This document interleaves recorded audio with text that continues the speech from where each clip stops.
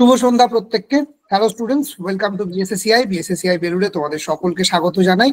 দীর্ঘ প্রতীক্ষার অবসান, অবশেষে এসএলএসটির নতুন নোটিফিকেশন আসবে এটা নিশ্চিত করেছেন মাননীয়া।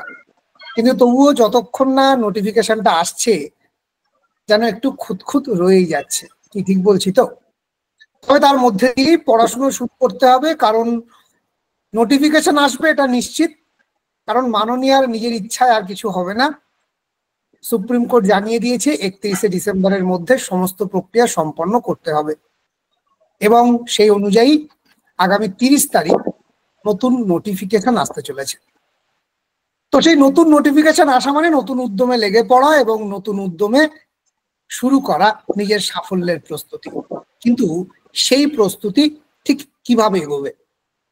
হাতে যখন সময় কম এবং পরীক্ষাটা যখন অনেক বেশি কম্পিটিটিভ, প্রতিযোগীর সংখ্যা যেখানে বেশি, প্রতিযোগিতা যেখানে কঠিন, সেখানে সব থেকে বুদ্ধিমানের কাজ হচ্ছে কাজ শুরু করার আগে একটা স্মার্ট স্ট্র্যাটেজি বা একটা স্মার্ট প্ল্যান রেডি রাখা। কারা কারা আমার সাথে একমত একটু জানিও, একটু মেসেজ করো বা রিয়াকশনের মাধ্যমে জানিও। অর্থাৎ সিলেবাস কি, কতটা পড়তে হবে, কোনটা পড়তে হবে, কিভাবে পড়তে হবে, কতটুকু পড়বো, কতটুকু ধরবো, কতটুকু ছাড়বো, কোন বইগুলো এই মুহূর্তে সব থেকে আমাদের জন্য উপযোগী, এই সব কিছু আজকের এই ক্লাসে সাবজেক্ট ওয়াইজ আমরা আলোচনা করব। ইতিমধ্যে গতকাল আমি ওভারঅল এসএলএসটির প্রস্তুতি কিরকম নেওয়া উচিত, রুটিন কিরকম করা উচিত সেটা নিয়ে আলোচনা করেছি ইউটিউবে। আশা করি অনেকে ছিলে, যারা ছিলে না তারা অবশ্যই বিএসএসিআই ইউটিউব চ্যানেলে লাইভ সেকশনে গিয়ে দেখে নিতে পারো। ইতিমধ্যে 10-12 হাজার ছাত্রছাত্রী দেখে নিয়েছে। তুমি যদি এখনো না দেখে থাকো অবশ্যই দেখে নিও। তবে আজকে ওভারঅল নয়, স্পেসিফিক ফিলোসফির স্ট্র্যাটেজি কেমন হওয়া উচিত সেটা নিয়ে আলোচনায় আমাদের সঙ্গে আছেন আমাদের সকলের প্রিয় অভিজ্ঞ অধ্যাপক অভিজিৎ সরকার স্যার।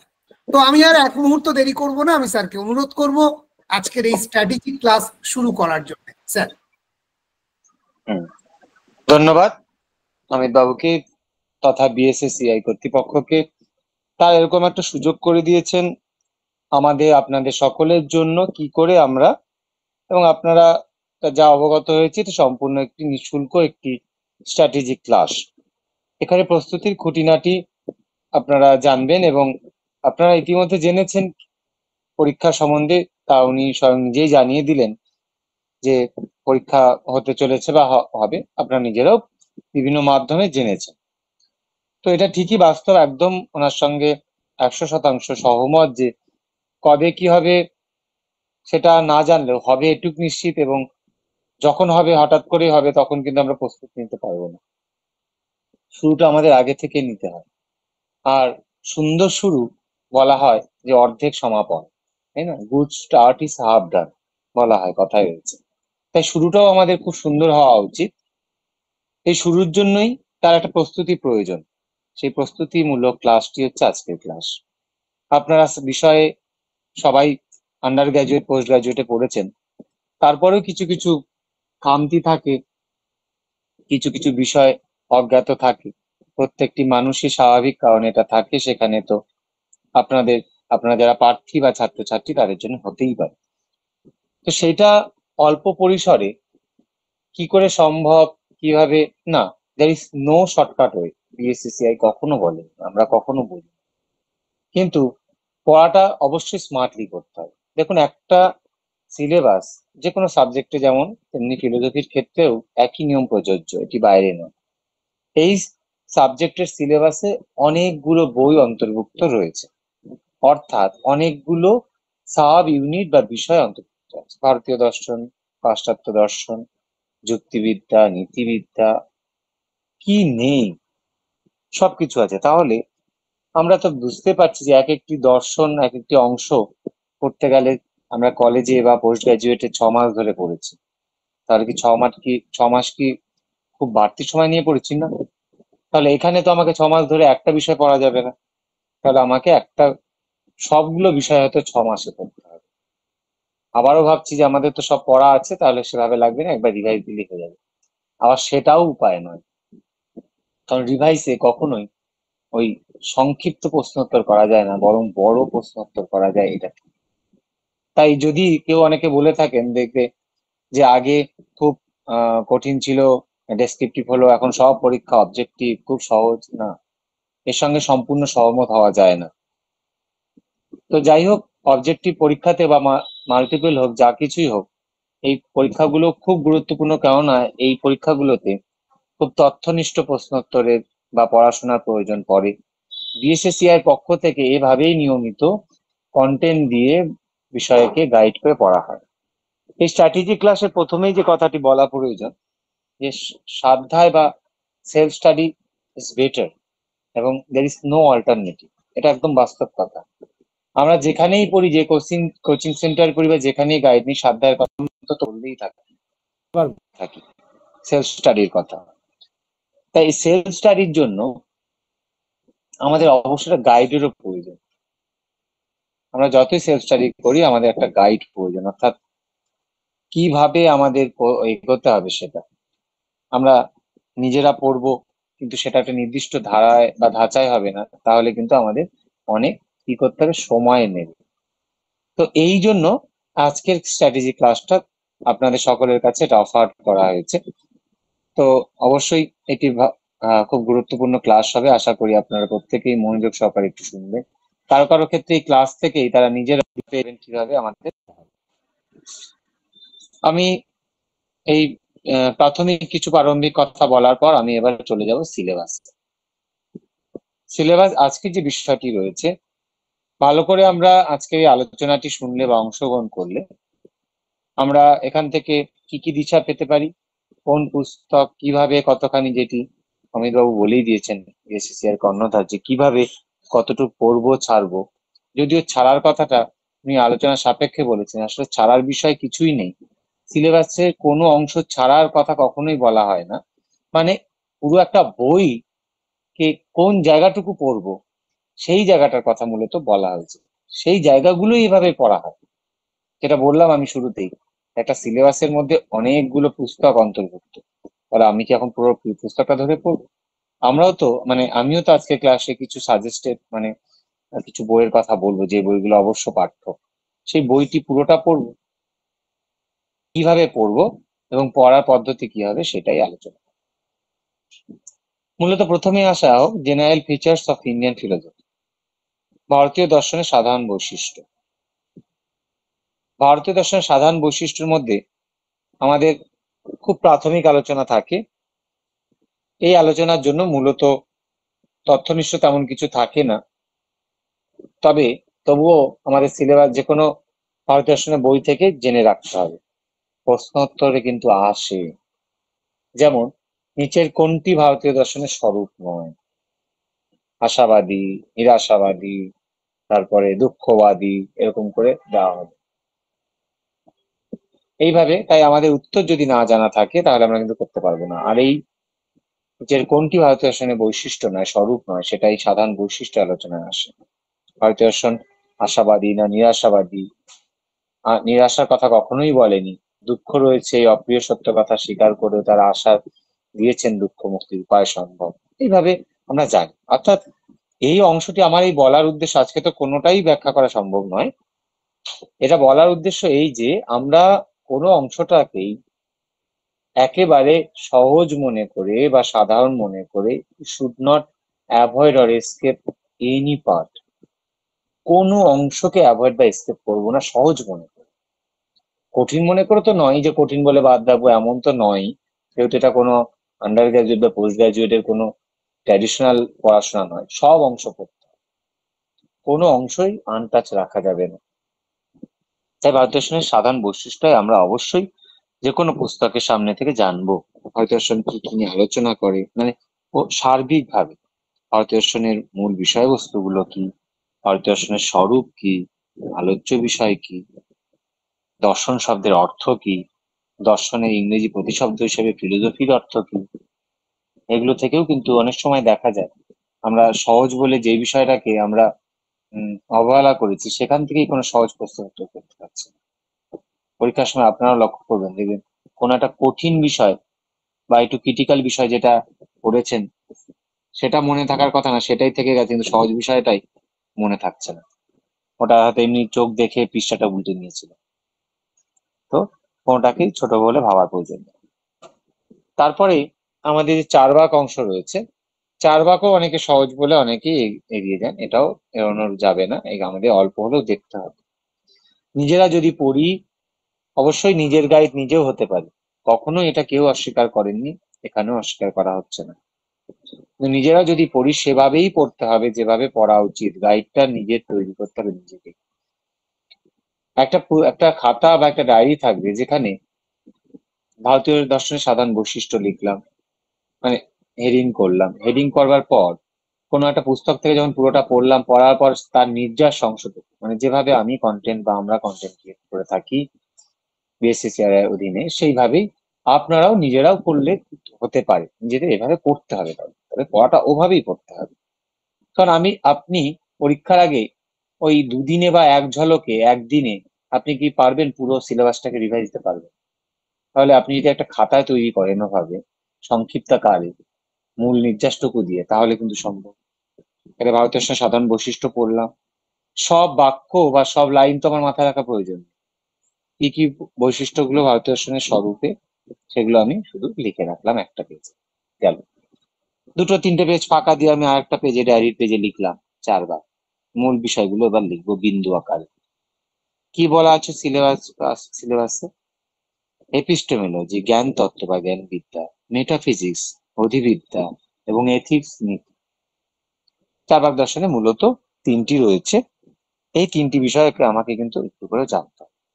যেমন কটা ভূত স্বীকার করেছেন, তারপরে এপিস্টেমোলজির ক্ষেত্রে যে প্রমাণ এবং প্রমা, এটা তার মূল আলোচ্য বিষয়। কটা প্রমাণ স্বীকার করেছেন, কেন করেছেন? প্রত্যক্ষকে যেমন বলছেন সম্যক সাক্ষাৎ অনুভব, হয়তো এভাবে লেখা থাকলো, আপনি ভেবে নিলেন সম্যক শব্দ আছে, এটা বৌদ্ধ দর্শনের কথা, কিন্তু চার্বাক মতে হচ্ছে প্রত্যক্ষ হলো সম্যক সাক্ষাৎ অনুভব, সাক্ষাৎ প্রত্যক্ষ বা অনুভব। আজকে ব্যাখ্যা করা যাবে না, আমি শুধু একটু উদাহরণ দিচ্ছি। যাবে না এই অর্থে যে ব্যাখ্যা করার কোনো নিষেধ নেই, মানে সময় তাহলে কভার করতে পারবো না। তাহলে আমাদের কিন্তু লিখতে হবে বই পড়ে পড়ে, কোনো একটি তথ্যনিষ্ঠ বইও বাঁচতে হয়, একটু দেখতে হয়, কোনো একটি বই থেকে আমাকে পড়ে নিয়ে সেগুলো লিখতে হবে। চার্বাক মতে যে প্রমা বা যথার্থ জ্ঞানের বৈশিষ্ট্য কি, সত্য হবে, নিঃসন্দিগ্ধ হবে, তারপরে সম্যক সাক্ষাৎ অনুভব হবে, প্রমাণ লিখলাম। চার্বাক জড়বাদী দর্শন, ন্যাচারালিজমে বিশ্বাসী, সেটা লিখলাম, ম্যাটেরিয়ালিস্ট লিখলাম। তারপরে এইভাবে লিখলাম। তারপরে চার্বাকদের মধ্যে অনেক ভেদ আছে, বৈদান্তিক, মানে বৈদান্তিক, তারপরে ধূর্ত চার্বাক, সুশিক্ষিত চার্বাক, সেগুলো একটু লিখলাম। এইভাবে করে করে আমাকে কিন্তু লিখতে হবে। অনুমান এবং শব্দের প্রামাণ্য খণ্ডনে, জানি আমরা সেটা ব্যক্তিজ্ঞানের ভিত্তিতে, অনেকে সহজে বলে দেন যে দেখা যায় না, তাই আসলে ব্যক্তিজ্ঞানের ভিত্তিতে, এটা কিন্তু আমাদের লিখতে হবে। সব কিন্তু একই সহজ উত্তরে হয় না, অনেকেরই বিশ্বাস চার্বাকের ক্ষেত্রে শুধু এক প্রত্যক্ষ দিয়েই অধিবিদ্যা, জ্ঞানবিদ্যা, নীতিবিদ্যা সব ব্যাখ্যা হয়ে যাবে, অনেকে বলে শুনেছে। তা নয়। কেন অনুমান শব্দ স্বীকার করলেন না, তা ব্যক্তিজ্ঞানের কথা, ব্যক্তিজ্ঞানের তারা স্বীকার করেন না বলে সেটা কিন্তু আমাদের মাথায় রাখতে হবে, লিখে রাখতে হবে। অনুমান সাহায্যে আবার ব্যাপ্তি প্রতিষ্ঠা করলে কি দোষ হয়, এগুলো কিন্তু আমরা যে চার্বাক পড়ি পেয়ে যাবো। অনাবস্থা দোষ, তারাও বলছেন চক্রক দোষ, এইভাবে আমাদের লিখে আগাতে হবে। মেটাফিজিক্সে তারা ঈশ্বর মানেন না, আত্মা মানেন না, প্রত্যক্ষযোগ্য নয় বলে। তারপরে থিওরি অফ কজেশন বা কারণবাদের ক্ষেত্রে তারা কোনটা মানেন, আমরা জানি যদৃচ্ছাবাদ, স্বভাববাদ। এগুলো লিখে লিখে একটা লাইন করে করে লিখে যেতে হবে। এথিক্স এর ক্ষেত্রে আমরা কি পড়বো? এথিক্স এর ক্ষেত্রে আমাদের মুক্তি 2 রকম, তার মধ্যে চার্বাকদের মুক্তি কি মৃত্যুতে মুক্তি বলছে, বিদেহী, এখানে জীবন মুক্তি, না কি মুক্তির কথা বলছে, না মুক্তি মানছেই না। তারা পুরুষার্থ কটা মানছেন সেটা লিখতে হবে। নীতিবিদ্যার ক্ষেত্রে তারা কি ধরনের জড়বাদী, সুখবাদী, না কি ধরনের তারা সংযমী, না কি, সেটা লিখতে হবে। এই মতবাদের সঙ্গে কোন গ্রিক দার্শনিকদের মতবাদ বা কোন পাশ্চাত্য নীতিবাদ, পাশ্চাত্যের সুখবাদ বা নীতিতত্ত্ব যায়, সেটা দেখে রাখা। পুরুষার্থ কয়টা আগেই বললাম তারা মেনেছেন, কোনটাকে আবার মুখ্য গৌণ সেটাকে পড়ে রাখা। এইভাবে করে কিন্তু আমাদের লিখতে হবে, তাহলে 4 ভাগ থেকেও চাইলে 50টা কোশ্চেন হতে পারে, তাহলে সেখানে তো একটা কোশ্চেন হতেই পারে। চল, তাহলে 4 ভাগ। তারপরে আসি আমরা জৈনিজম, মানে জৈন দর্শন। বিষয়টা অনেক বড় এবং অনেক ক্রিটিক্যাল পার্টও আছে, কিন্তু আপনাদের জন্য সীমিতকরণ করে দিয়েছে। এটা অনেকান্তবাদ, একটি স্যাদবাদ, একটি আত্মা, একটি মোক্ষ হবে। ওটা সখ্য হয়ে গেছে, টাইপিং একটা হতে পারে। अनेकांतवाद, सद्वाद, Jain theory of self and liberation, এই তিনটি। তবে বলে রাখি, সিলেবাসে অনেক জায়গায় এরকম করে থাকলেও মূলত ওই তার সঙ্গে ইন অ্যাসোসিয়েশন উইথ সবই প্রায় রয়েছে, সংযুক্তভাবে অন্যান্যগুলোও রয়েছে আনুষাঙ্গিক ভাবে। কিছু কিছু বাদ দিলেও চলে, এই অর্থে বাদের কথাই হয়তো উনি বলেছেন। আমরাও এই অর্থেই বলি যে যেটা নেই সিলেবাসে এটা বাদ দিতে পারি। সিলেবাসে থাকা কোনো অংশ বাদ আমরা কখনোই বলি। তো এইভাবে আমাদের কি করতে হবে, যেগুলো রয়েছে সেগুলো উল্লেখ তো আছে, সেগুলো তো পড়বই, তার সঙ্গে সম্পর্কিত গুলোও পড়ে রাখবো। যেমন আমি অনেকান্তবাদ পড়লাম, স্যাতবাদ পড়লাম, কিন্তু এখানে দেখা যাচ্ছে হ্যাঁ, বন্ধন কথাটা তো নেই জৈন দর্শনের এখানে সিলেবাসে, কিন্তু কি আমি পড়বো না? জীব বা আত্মার বন্ধন, the bondage of the soul, Jain দর্শনে কি বলছে? এটা ছাড়া তো মোক্ষই জানা সম্ভব না। আশ্রব, ভাব বন্ধন, দ্রব্য বন্ধন আমাদের পড়তে হবে। কেউ যদি ভাবে মোক্ষ, তাহলে গুগল থেকে লিখে নিলাম জৈন দর্শনের মোক্ষ, ব্যাস। এখন তো আরো সুবিধা, গুগল আরো সুন্দর সার্চ করে দেয়, এআই এর মাধ্যমে মোক্ষ কি বলছে 2 লাইন লিখে বাংলায় বা ইংরেজিতে লিখে দিল। হবে না আপনারা যদি ওটা দেখে, কারণ আপনাদের জানতে হবে তার সঙ্গে জীব, অজীব, জীব বা আত্মার বন্ধন, ওটা কিন্তু এআই বুঝবে না। যারা আমরা ভাবছিলাম যে এআই দিয়ে সব হয়ে যাবে, অসম্ভব। এআই দিয়ে অনেক কিছু হবে, কিন্তু অবশ্যই under guidance of human being and brain. যাই হোক, তাহলে বিষয়টি ওটা আলাদা। যাই হোক, তাহলে আমাদের যেটা এটা বলবার উদ্দেশ্য ছিল যে অনেকান্তবাদ, স্যাদবাদ অবশ্যই একটা জ্ঞানতাত্ত্বিক এবং একটা আদিবিদ্যক রিলেটিভিস্ট থিওরি। তার পাশাপাশি আত্মা এবং মোক্ষ এই দুটো যুক্ত হওয়ার ফলে আমাদের জীব, অজীব, বন্ধনের কটা প্রকার, এবং সর্বোপরি যে একটা বৃক্ষ থাকে, মানে বিভাজন বৃক্ষ, মানে ওই যে আপনার ক্লাসিফিকেশন, দ্রব্যকে এক্সটেন্ডেড, নন এক্সটেন্ডেড, মানে অস্তিকায়, অনস্তিকায়, তারপরে জীব, অজীব, মুক্ত, বদ্ধ, ধর্ম, অধর্ম, এই যে ভেদ, মানে ভাগ, এটা অবশ্যই দেখতে হবে। আপনারা কখনোই ডিফেন্ড করতে পারবেন না, বলতে পারবেন এটা সিলেবাসের মধ্যে নেই। সিলেবাসের মধ্যে তো অনেক কিছুই, অনেক শব্দ আছে, সেগুলো কি আর এখানে এই সিলেবাসের মধ্যে উল্লেখ করা যায়? মূল বিষয়টি উল্লেখ থাকে। তো আপনারা বললে যে কেউ দেখিয়ে দেবে যে এর মধ্যে এটা রয়েছে। জৈন মতে জীব কি, জ্ঞাতা, কর্তা, ভোক্তা, তারপরে অসংখ্য না সীমিত, না মধ্যম পরিমাণ, জীব অসীম না দেহানুপাত, এই যে বিষয়গুলো, সদ্বস্তুর লক্ষণ, সব বিষয় কিন্তু এর মধ্যে চলে এসছে। কর্মবন্ধনের কারণগুলো, মুক্তির উপায়, তারপরে যেমন সংবর, নির্জরা, এই যে বিষয়গুলো সবগুলোই করতে হচ্ছে আমাদের। বাদ কিন্তু কিছু থাকছে না তেমন ভাবে, আমি আমার দৃষ্টিতে মনে হচ্ছে, এবং অবশ্যই আপনারাও ভালো করে পড়লে এটা বুঝতে পারবেন। তাহলে যেটা দাঁড়াচ্ছে, এই বিষয়গুলো আমাদের বেশি করে দেখতে হবে। জৈনদের জ্ঞান তত্ত্বে হচ্ছে জ্ঞান, জ্ঞান হচ্ছে পরোক্ষ, অপরোক্ষ, তারপরে অপরোক্ষ মানে ডিরেক্ট।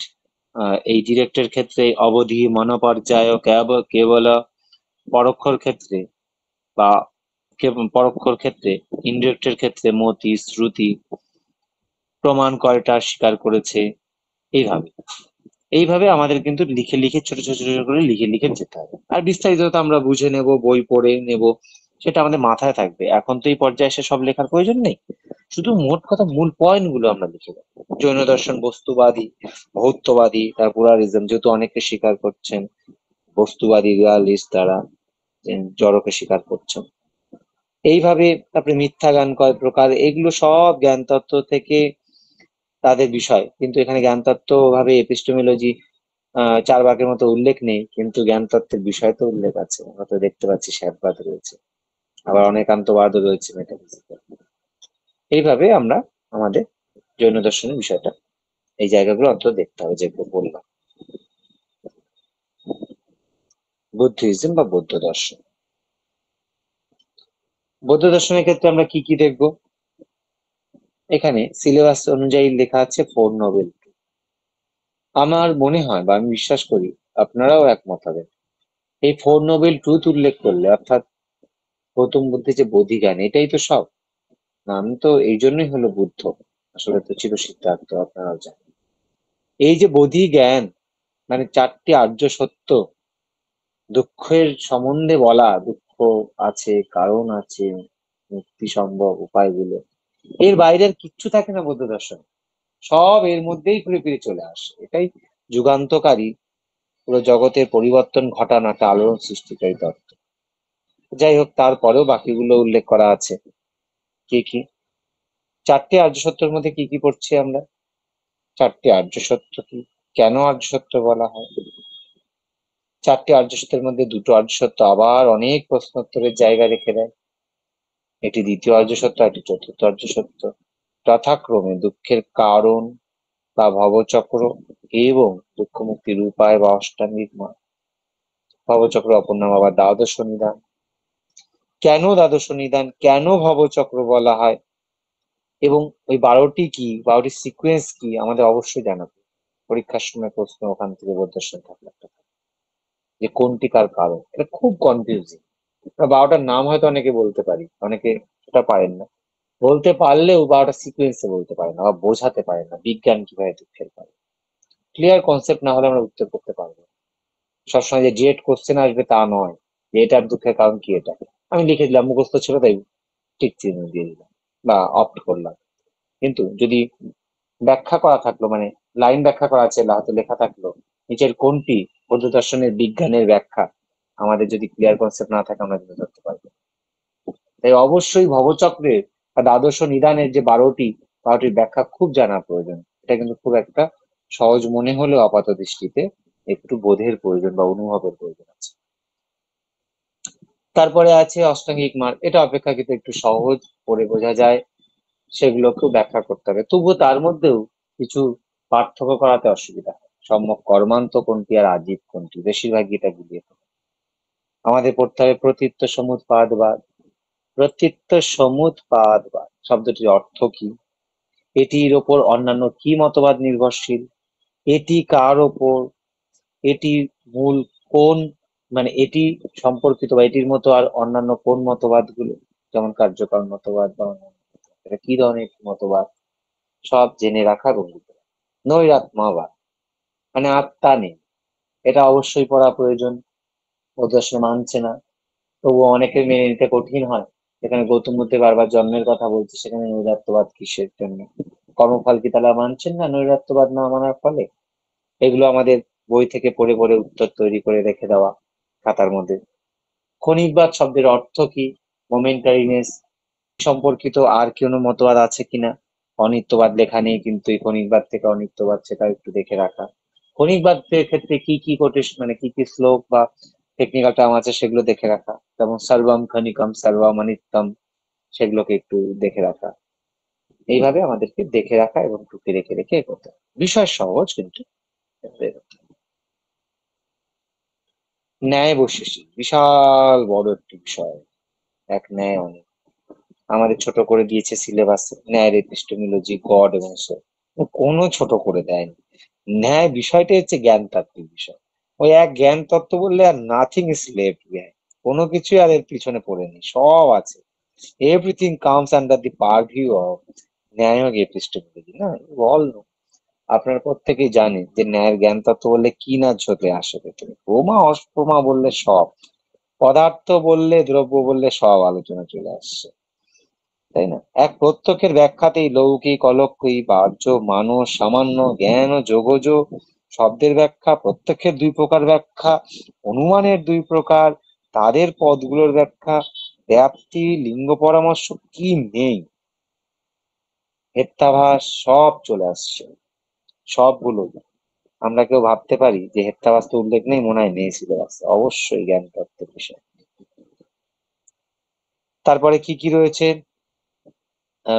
ঈশ্বর তত্ত্ব, ঈশ্বর বিষয়ক আলোচনা। ঈশ্বর বিষয় নিয়ে অনেক আলোচনা আছে, ঈশ্বর সপক্ষে যুক্তি, কজাল আর্গুমেন্ট, মানে ন্যায় দর্শনেও আছে, শুধু ওই পাশ্চাত্যের বা ফিলোসফি অফ রিলিজিয়নে পড়ি সেখানে শুধু নয়, বা শুধু ওই পাশ্চাত্য দর্শনে পড়ছি ডেকাডেন্স সেগুলো নয়, এখানেও আছে কজাল আর্গুমেন্ট, অদিষ্ট ভিত্তিক, বেদের কর্তা রূপে, সেগুলোকে একটু একটু করে দেখা। অনেক শ্লোক আছে, অনেক ক্রিয়া আছে, আমরা একটু একটু করে দেখে রাখি। আত্মা সম্বন্ধে কি বলছেন ন্যায় মতে, সেটাও জেনে রাখা, মানে আত্মার স্বরূপ, আত্মা নিত্য কিন্তু সর্বদা অচেতন, তারপরে চেতনা তার যে আকস্মিক গুণ, কটা পদার্থ, তারপরে প্রমেয় কয় প্রকার, দ্রব্য নয় প্রকার, প্রত্যেকটি ইন্দ্রিয় সম্বন্ধে জানা, এগুলো সবই কিন্তু সোল তথা আত্মতত্ত্ব সম্পর্কিত চলে আসে। তাছাড়াও তো আছে জ্ঞান তত্ত্বের বলতে বাদ চলে গেছে, আকাঙ্ক্ষা, যোগ্যতা, সন্নিধি, এগুলো করতে হচ্ছে তাৎপর্য, এসব কিছু চলে আসছে। বৈশেষিকের ক্ষেত্রে কি আছে, বৈশেষিক অধিবিদ্যা পদার্থ, একই কথা বৈশেষিকের ক্ষেত্রেও প্রযোজ্য। এক বৈশেষিকের পদার্থের কথা উল্লেখ করলে, অর্থাৎ ক্যাটাগরিজ উল্লেখ করলে, কি আসে না এর মধ্যে আমাকে? পদার্থ মূলত ভাব অভাব বলে আলোচনা করে, মূল বিভাগ করে, তারপরে যে 6 রকম পদার্থ উল্লেখ উল্লেখ করা হচ্ছে, ইনক্লুডিং বিশেষ, যার নাম থেকে বৈশেষিক, তার মধ্যে থেকে সংসর্গ ভাবের আবার প্রাজ্ঞ ভাব, ধ্বংসাভাব, অত্যন্তাভাব, প্রাগ ভাব, ধ্বংসাভাব, অত্যন্তাভাব, অনন্য ভাব, এই যে অভাবের ভাগ, পদার্থের মধ্যে কত কিছু চলে আসছে। দ্রব্য আবার অনেক প্রকার, আমরা জানি যে 16টি পদার্থ, বৈশেষিক হচ্ছে বৈশেষিকরা 7টি পদার্থ বললেও, সরি, ন্যায় মতে 16টি পদার্থ বললেও বৈশেষিক 7টি পদার্থ বলছেন। দ্রব্য আবার দ্রব্যের সংজ্ঞা আলাদা, দ্রব্যের আবার পরিমাণ আলাদা। দ্রব্যের যেমন লক্ষণে বলছেন বৈশেষিকে যে বৈশেষিক সূত্রে কি বলছে, দ্রব্য গুণকর্ম নিহিতে গতিসত্তা, ভাষা পরিচ্ছদ অনুযায়ী দ্রব্য 9 প্রকারের কথা বলা হচ্ছে। এই বিষয়গুলো একটু লিখে লিখে পড়বার, 9 প্রকার, 9 প্রকারের তেমন আর ভাগ একটা ব্যাপার নেই, পড়ার নেই। যেমন কর্মের ভাগ আছে, কর্মটা একটু জেনে রাখা, কি গুণের 24 প্রকার আছে, কণাদ শতটি গুণ বলেছেন। প্রশস্তবাদে আবার 7টি গুণ স্বীকার করা, এই যে কে কটি গুণ স্বীকার করছেন এই দিয়ে কিন্তু কোশ্চেন আসে। ভাগ নেই যে বললে ভুল, আবার প্রকারে অনেক আছে, এগুলো কিন্তু জেনে রাখা।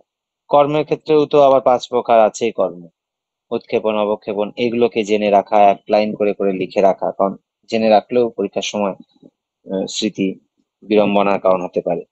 সামান্য ব্যাখ্যা, জাতিবাচকের ব্যাখ্যা, বিশেষের, এগুলো একটু দেখে রাখলে হয়। সমবায়, এটা 5 প্রকার থেকে জেনে রাখা, যেমন দ্রব্যের সঙ্গে গুণ, দ্রব্যের সঙ্গে দ্রব্যের সঙ্গে কর্মের।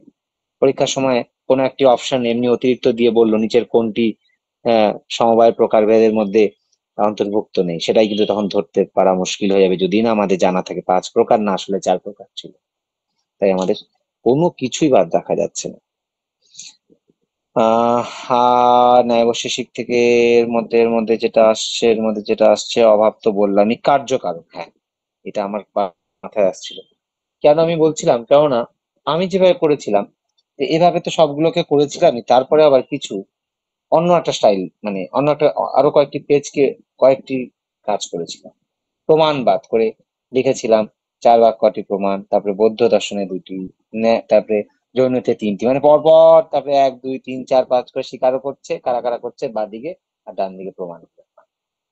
কার্যকারণবাদ, কার্যকারণবাদ অনুযায়ী কারা হচ্ছে ওই সৎকার্যবাদী, কারা অসৎকার্যবাদী, তাদের নাম লেখা, কে কটা কারণের কথা বলছেন। যেমন ন্যায় বৈশেষিক আমরা দেখছি, আহ ন্যায় বৈশেষিকদের কার্যকর সম্পর্কে মতবাদটা হচ্ছে অসৎ কার্যবাদ বা আরম্ভবাদ।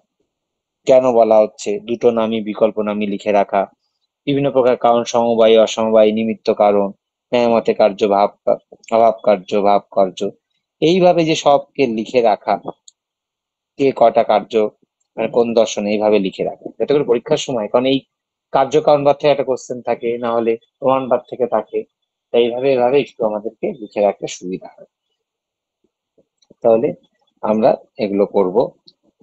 আর বৈশেষিক দর্শনে আরেকটা তো খুব গুরুত্বপূর্ণ শব্দ দিয়ে যেগুলো আসে, দনুক কি, ত্রস রেণু কি, হ্যাঁ, এগুলো আমাদের জেনে রাখা খুব সহজ বিষয়, জানলেই সহজ, মানে একবার পড়লেই, কিন্তু না জানলে এই শব্দগুলো তখন খুব কঠিন লাগে। আচ্ছা, এই গেল ন্যায় বৈশেষিক। অনেক বড় এই আলোচনাগুলো, মানে এমনি সিলেবাস ডেসক্রিপশনে অনেক বড় বৈশেষিক।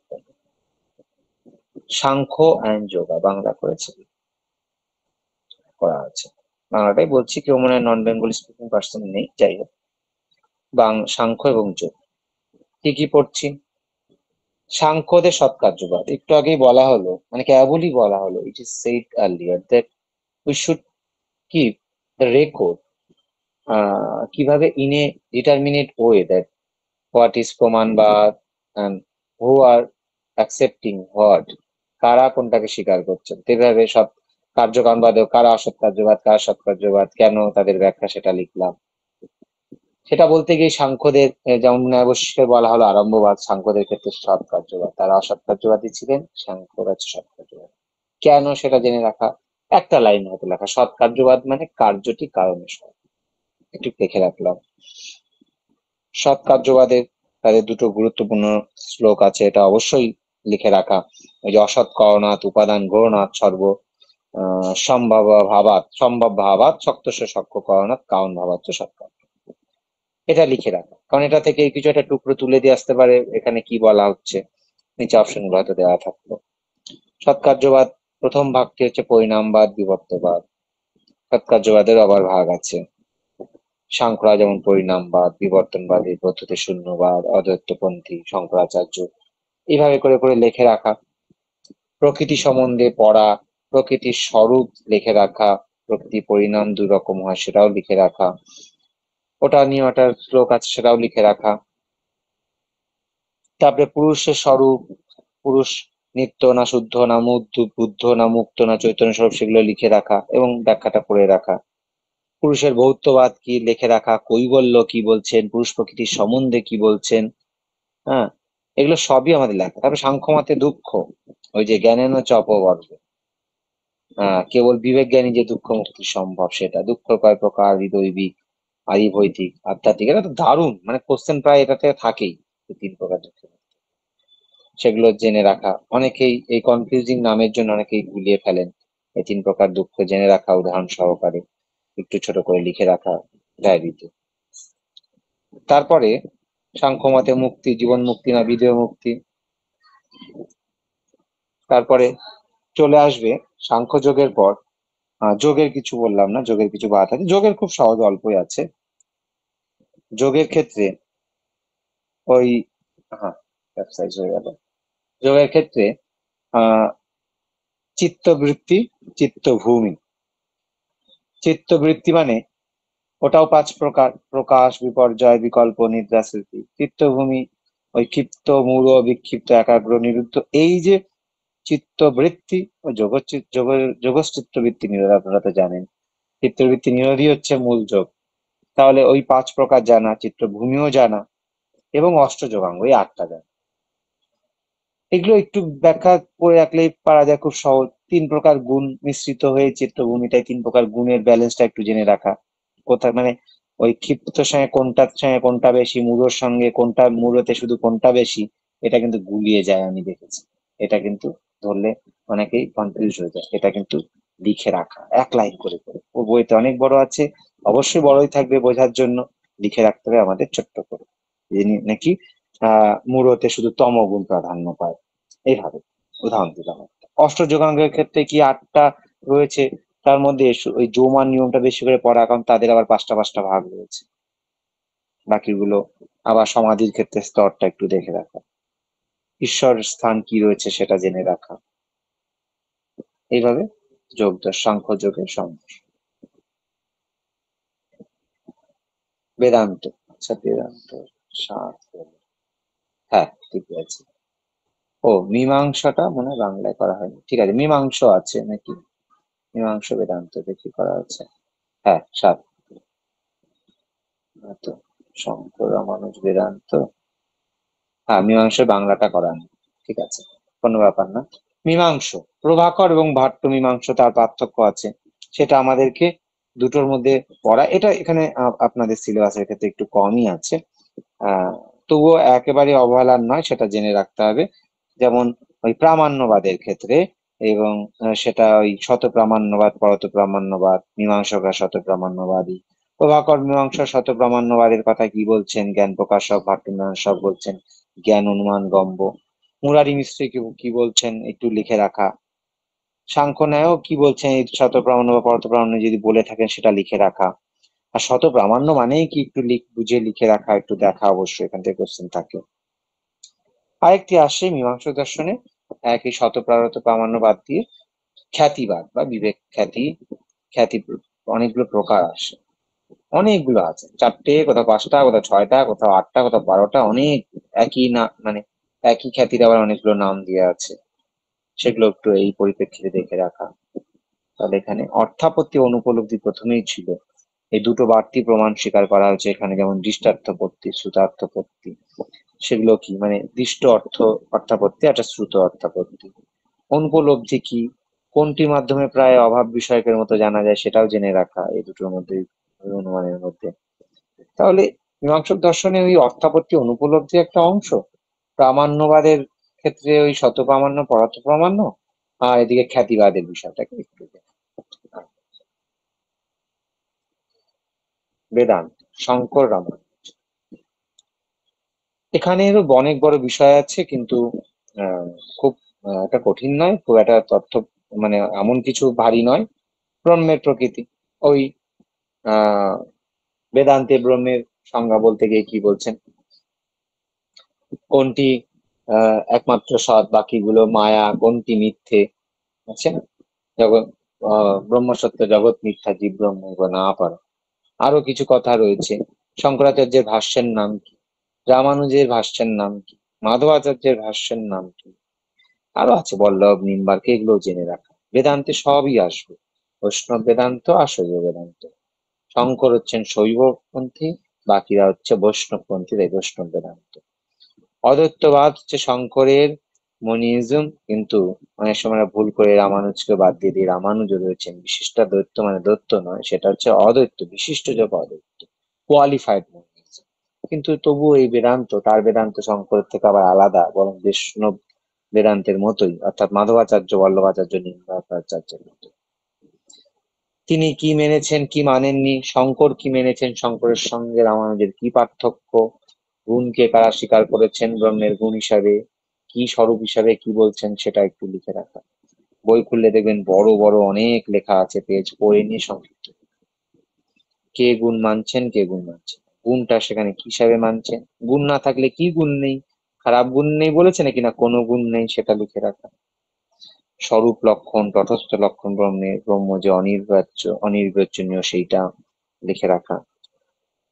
শঙ্করের মায়াবাদটা পড়ে রাখা, এগুলো লেখার প্রয়োজন পড়ে না হয়তো খাতাতে, এগুলো ওই কোনো তথ্য থাকে না, একটু জেনে রাখলেই। শঙ্কর মায়াবাদে কি বলছেন, অসৎ এবং মিথ্যার মধ্যে কি পার্থক্য, সত্য কয় প্রকার, তাই না, আমরা জানি ওই প্রতীয়মান, প্রাতিভাসিক, এই যে ব্যাখ্যাগুলো, সেগুলোকে জেনে রাখা। আচ্ছা, আর ব্রহ্মের প্রকৃতি গেল, জগৎ ব্রহ্মের সম্পর্ক তো একই সঙ্গে চলে এলো। মায়াতত্ত্ব বলা হলো রামানুজ শঙ্করের, মুক্তি তত্ত্ব, হ্যাঁ জীবন মুক্তি, বিদেহ মুক্তি, যেটা আমি বারবার বলছিলাম, অনেক আগে থেকেই বলা শুরু হয়েছে। কে কোন প্রকার মানছেন, কোনটার ব্যাখ্যা কি, সগুণ ব্রহ্ম, নির্গুণ ব্রহ্ম বলাই হলো, কে নির্গুণ বলছেন, কে সগুণ।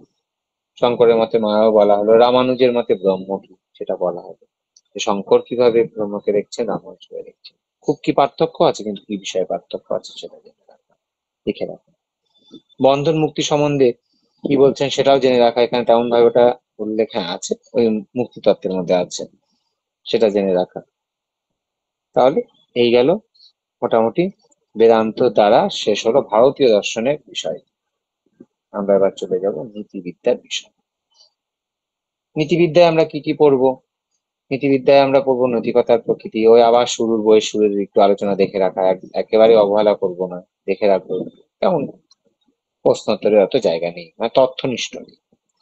মোরাল নর্মের ক্ষেত্রে খুব গুরুত্বপূর্ণ, কয় প্রকার, কোনগুলোকে বলছেন অনৈতিক বা নন, সেটা দেখে রাখা। এর সঙ্গে কি ঐচ্ছিক অনৈচ্ছিকের কোনো সম্পর্ক আছে কিনা, অবশ্যই আছে, সেটা জেনে রাখা। শাস্তি তত্ত্বের তো একেবারে প্রশ্নোত্তরের জায়গা প্রচুর, মূলত 3 প্রকার, 3 প্রকারের মধ্যে একটা বা 2 প্রকার, আবার কোনটি বর্তমানে সমর্থনীয় সেটা জেনে রাখা, কোন শাস্তি এর শাস্তিতে মানুষকে উপায় হিসেবে ব্যবহার করছে সেটা জেনে রাখা, কান কোনটাকে মানছেন না জেনে রাখা, কেন মানছেন না জেনে রাখা, এই শাস্তিটাকে কি বলছেন জেনে রাখা, অনেক তথ্য এখানে আছে। ঠিক আছে, তারপরে কিছু কিছু উল্লেখযোগ্য ইনস্টান্সেস আছে, উদাহরণ আছে বইতে ব্যবহৃত, যেমন you are punish not for stealing she, এটা কোন শাস্তি তত্ত্বের সঙ্গে যাচ্ছে।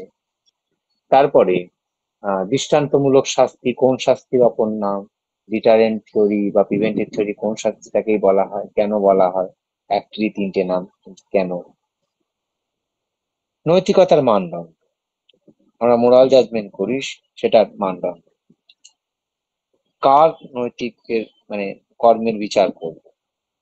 স্বাধীনতা, যেমন আমরা জানি আমাদের কি থাকবে, অবশ্যই ফ্রি উইল থাকবে, এইগুলো থাকবে, এগুলো মানদণ্ড গুলো জেনে রাখা, করে রাখা। তারপরে ইন্টেনশন, মোটিভ, নৈতিক বিচার বিষয়বস্তুর সঙ্গে জেনে রাখা। সুখবাদ, আচ্ছা, পস্টুলেট অফ মোরালিটি, না এটা সুখবাদ না, একটু ভুল হয়ে গেছে হয়তো, এটা তো তাই লেখা ছিল না। পস্টুলেট অফ মোরালিটি বলতে পূর্ব স্বীকার্য সত্য, অর্থাৎ অবজেক্ট অফ মোরাল জাজমেন্ট মানে এটা হলো যে আপনি নৈতিক বিচার কিসের করবেন, উদ্দেশ্য না অভিপ্রায়। একটু বাংলা ইংরেজিটা একটু এদিক ওদিক হয়েছে, আমি বলে দিচ্ছি, উদ্দেশ্য না অভিপ্রায়। আর পস্টুলেট অফ মোরালিটি হলো নৈতিক স্বীকার্যের পূর্ব স্বীকার্য সত্য, নৈতিকতা বিচারের পূর্ব স্বীকার্য সত্য, যে আপনি যে কারো কাজে নৈতিকতা বিচার করবেন, নিশ্চয়ই বিড়াল কেন দুধ খেলো তা নিয়ে আমরা কোনো কোর্ট বসাই না, বা কখনো বলিনি কড়া খাওয়া উচিত হয়, বলি এমন বাজি খেয়ে গেল, এমন দুষ্টু হচ্ছে। কিন্তু মানুষের কর্মের বিচার করি, কারণ মানুষের স্বাধীনতা রয়েছে, সে করতেও পারতো, নাও করতে পারতো, তার কি রয়েছে, চেতনাবোধ রয়েছে। তো এগুলো হচ্ছে স্বীকার্য সত্য। আগে থেকে ধরে নিতে হবে যে সব মানুষেরও নৈতিকতা বিচার করা যায় না, আমরা জানি যার স্বাধীনতা নেই, এ সামাজিক নয়, যা যার হচ্ছে যার স্বাভাবিকত্ব বিষয় নেই। তো এগুলো স্বীকার্য সত্য, এগুলোকে আগে ধরে নিতে হবে। এগুলোই পস্টুলেট অফ মোরালিটি, দেখে রাখা কয় প্রকার ও কি কি, কে কটা মানছেন। হ্যাঁ, এদিকে ওদিকের সঙ্গে ইংরেজিতে একটু ভুল হয়ে গেছে। শাস্তি তত্ত্বটা এখানে আছে, থিওরি অফ পানিশমেন্ট, ওখানে চলে গেছে 3 নম্বরে, আর নেচার অফ মোরাল জাজমেন্টের পাশে চলে গেছে। আচ্ছা, তারপরে আছে স্ট্যান্ডার্ড অফ মোরালিটি, অর্থাৎ নৈতিকতার যে আহ কিছু স্ট্যান্ডার্ডিটি রয়েছে, যেমন সুখের নিরিখে রয়েছে কোনটি, সুখবাদ, সুখবাদও কিন্তু স্ট্যান্ডার্ড অফ একটা মোরালিটি। কেউ কেউ বিচার করছেন সুখের বিচারে, যে কোন কাজটি করবো যেটা নাকি সুখ দেবে। এই স্ট্যান্ডার্ড অফ মোরালিটিতে আলোচনাতে এগুলো চলে আসবে, আত্মসুখবাদ, নৈতিক সুখবাদ, পরসুখবাদ, এপিকিউরাস, অ্যারিস্টিপাস, কোন বেনথাম মিল কি বলছেন, কয় প্রকার নিয়ন্ত্রণের কথা বলছেন, আন্তঃনিয়ন্ত্রণ কোনগুলো, বাহ্য নিয়ন্ত্রণ কোনগুলো, সুখের গণনা প্রণালী কোনগুলো, সব কিন্তু এই আলোচনায় চলে আসবে, লেখা থাকুক আর না। নিচে আছে হেডোনিজমের আবার আলোচনা, এই যেখানে আমরা দেখতে পাচ্ছি হেডোনিজম, এটাকে বাংলায় করেছে নাকি না করায়নি, আমি এটা ধরেই বলে দিচ্ছি। Hedonism, psychological hedonism, egoistic hedonism, আত্মসুখবাদ, তারপরে মনস্তাত্ত্বিক সুখবাদ, স্থূল সুখবাদ, গ্রস হেডোনিজম, তারপরে রিফাইন, সংযত বা সংযম, মিলের, যেটা গুণগত পার্থক্যকে বিবেচনা করে। তারপরে পরসুখবাদের ক্ষেত্রে বেন্থাম আলাদা হয়ে গেছে, এটা বেন্থাম হবে, বেন্থামের থিওরি কি, মিলের উপযোগীবাদ কি। গুরুত্বপূর্ণ হচ্ছে অ্যাক্ট ইউটিলিটারিজম, কর্তব্যমুখী উপযোগীবাদ, কান্টের কথা বলছে, এটা কি বলতে চাইছি, রুল ইউটিলিটারিজম কি, এগুলোকে জানি।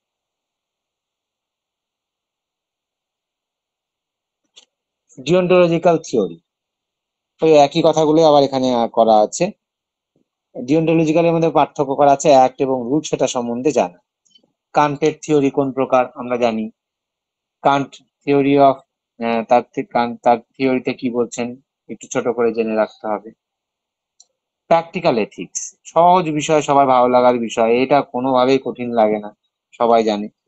কিন্তু আমাদের কাছে কঠিন লাগে কর্তব্যমুখী নৈতিকবাদ কি, কর্ম কর্তব্যবাদ কি, নীতি কর্তব্যবাদ কি, রুল ডিওন্টোলজিক্যাল কি, আর এক ডিওন্টোলজিক্যাল, তার মধ্যে পার্থক্য করা আমাদের কাছে কঠিন হয়ে যায়। কিন্তু ওই এগুলো বাদ দিয়ে আমাদের কাছে আহ যে প্র্যাকটিক্যাল এথিক্স, সেগুলো খুব সহজ, তবুও আহ সেগুলোকে একটু জেনে রাখা। যেমন প্র্যাকটিক্যাল এথিক্স স্বরূপ কি? একবার সহজ, একবার দেখলেই পারবে। কিলিং এনিম্যাল, পশু হত্যা করা যায় কিনা, এগুলো থেকে সহজ কোশ্চেন আসে না, মূলত আমি বলেই দিচ্ছি। তবু এক দুটো কথা তেমন বলার মতো যে একদম নেই তা নয়। প্রশ্ন তো আসতেই পারে। কিলিং অ্যানিমাল সম্বন্ধে একদম কে বলছেন? অ্যানিমাল লিবারেশনের কথা বলছেন পিটার সিঙ্গার তার বইয়ে বলছেন। এটা একটা প্রশ্ন। আর তাছাড়া তেমন ইউথানেসিয়া কয় প্রকার? দুই রকম ভাবে দুটো প্রকার আছে। একটা হচ্ছে অ্যাক্টিভ, একটা প্যাসিভ। কোন বিচারে?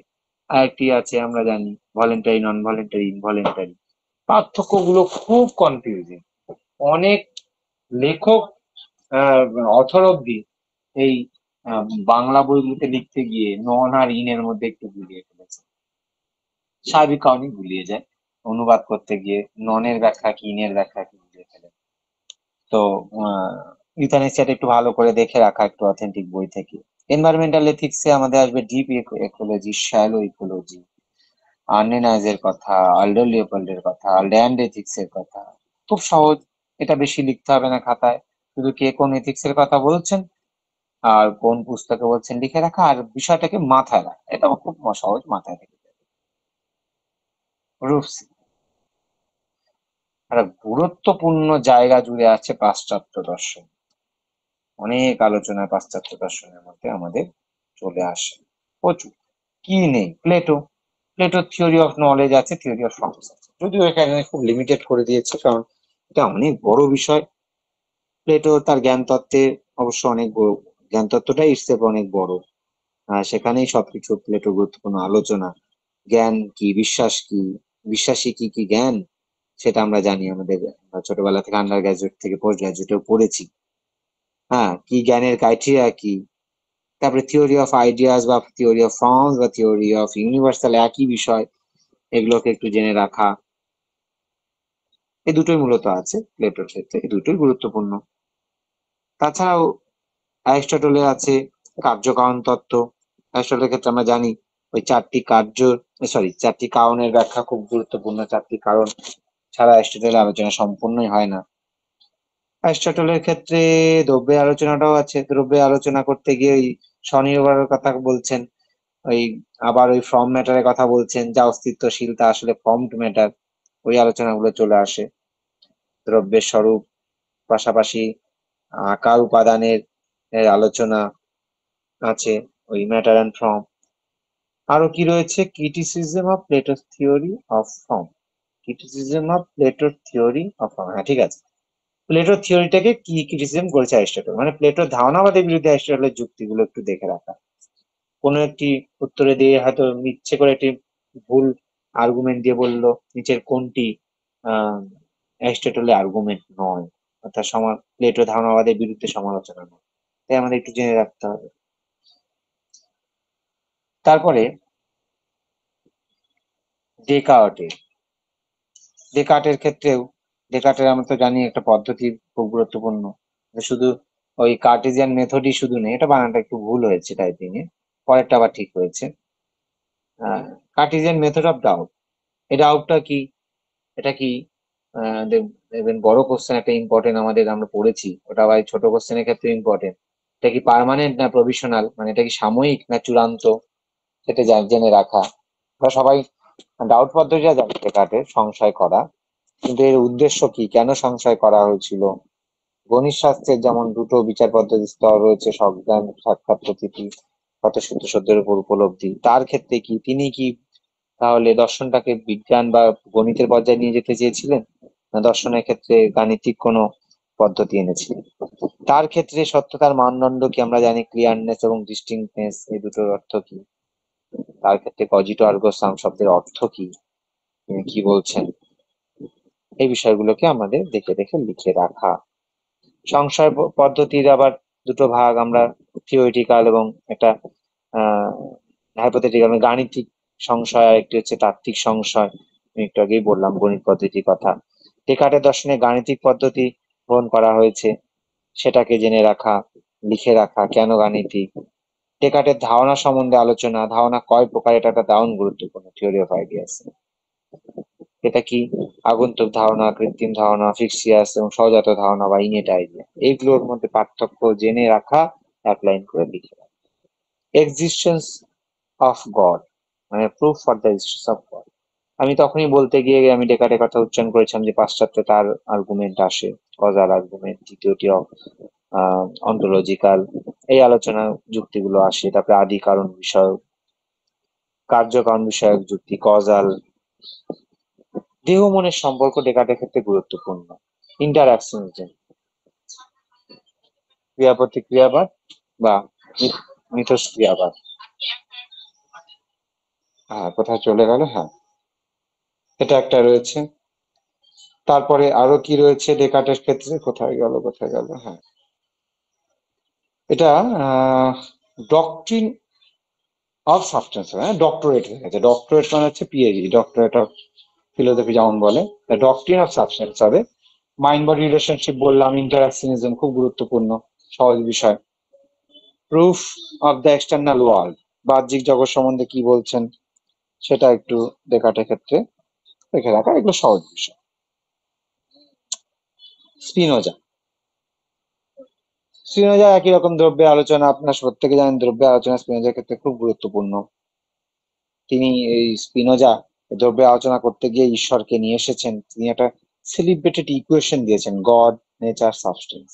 এটা ব্যাখ্যা জেনে রাখা।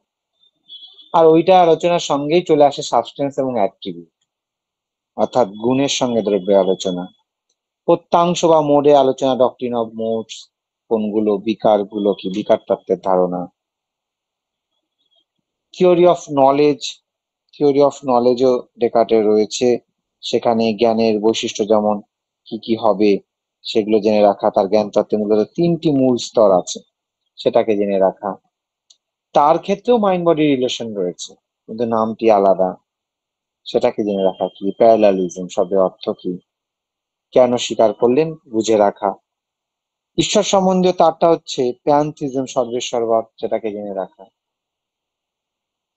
Concept of freedom,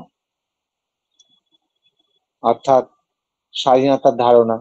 intellectual love of god, ঈশ্বরের প্রতি যে ভালোবাসার কথা বলা হচ্ছে, সেই বৌদ্ধিক ভালোবাসা, সেটার কথা কি বলতে চাইছেন সেটা। এইভাবে স্পিনোজাকেও আমরা পড়বো। তারপরে লাইবনিজ, লাইবনিজের ক্ষেত্রে কি কি পড়তে হবে?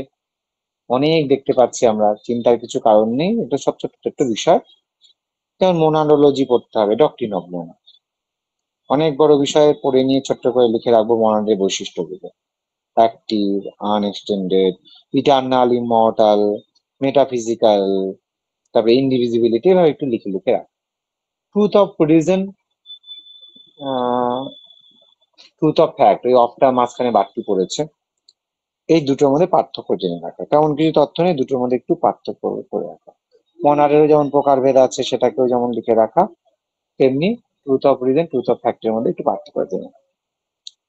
খুব গুরুত্বপূর্ণ the principle of non contradiction, sufficient reason and identity of ইনডিসেন্ডিবল।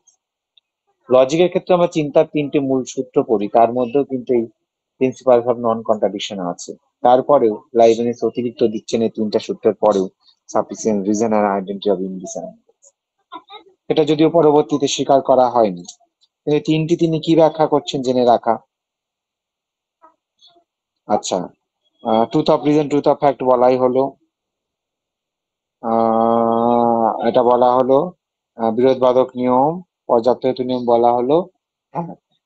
Pre established harmony, পূর্ব প্রতিষ্ঠিত শৃঙ্খলা তত্ত্ব, এটা খুব গুরুত্বপূর্ণ, খুব সহজ বিষয়। ঈশ্বর যে সবকিছু আগে থেকে ঠিক করে রেখেছেন, এই ক্ষেত্রে চিৎ পরমাণুর আলোচনা আসবে। আরেকটি আছে প্রবলেম অফ ইভিল, অমঙ্গলের সমস্যা। এটা খুব সহজ বিষয়, কোনো কালেই তেমন কোনো কোশ্চেন আসে না, কোনো কোশ্চেন আসে না, একটু জেনে রাখা। মূলত কোশ্চেন থাকে ওই তিনটে সূত্রগুলো বলা হলো। হ্যাঁ, ওই বিরোধবাদক নিয়ম and principle of non contradiction, law of sufficient reasons, আর আইডেন্টিটি অফ ইনডিসার্নেবল, মানে ভিন্নতা বা অভিন্নতার নিয়ম, এগুলো আসে। ল অফ কন্টিনিউটি থেকে আসে, এগুলো থেকে একটু দেখে রাখা। রিপিটিশন অফ ইনেট আইডিয়া, এইটা একটু জেনে রাখা। তার ক্ষেত্রে লাইবনিজ কি করে ইনেট আইডিয়া রিপিটিশনে কি বলছেন। থিওরি অফ আইডিয়া সম্বন্ধে, মানে আইডিয়ার ধারণা কি বলছেন। বুদ্ধিবাদী হলে আইডিয়ার আলোচনা আসবে, সে ছিল, অ্যারিস্টটল ছিল, তারপরে এখন লাইবনিজ। স্পিন হয়ে যায়, সবার ক্ষেত্রে কম কম করে আলোচনা পাওয়া যায়। এবার আমরা চলে যাব লকের ধারণাতে। লকের ক্ষেত্রে আমরা জানি মূলত একটা বিষয় খুব গুরুত্বপূর্ণ, প্রাইমারি সেকেন্ডারি কোয়ালিটিস। এটা পড়তে গিয়ে আর থিওরি অফ নলেজ পড়তে গিয়ে অনেক কিছু জানতে হবে। লকের মতে যে ধারণা দুই প্রকার, সরল জটিল, এটা জেনে রাখা। লেখা নিয়ে আইডিয়া পড়তে হবে থিওরি অফ নলেজ পড়তে। কমপ্লেক্স আইডিয়া কোনগুলো, সরল আইডিয়া কোনগুলো, একটু জেনে রাখা। তিনি যে ধারণাকে, সরল ধারণাকে খণ্ডন করছেন, মানছেন, এটা তো জানতে হবে, লেখা থাকবে না। লকের ক্ষেত্রে প্রথমেই পড়ে নিতে হবে, যেহেতু তার আগেই নেট আইডিয়া সম্বন্ধে আমরা অনেক করেছি।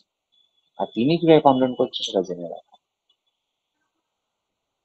আচ্ছা, লকের ক্ষেত্রে থিওরি অফ নলেজ, এটা একটু ভালো করে দেখা।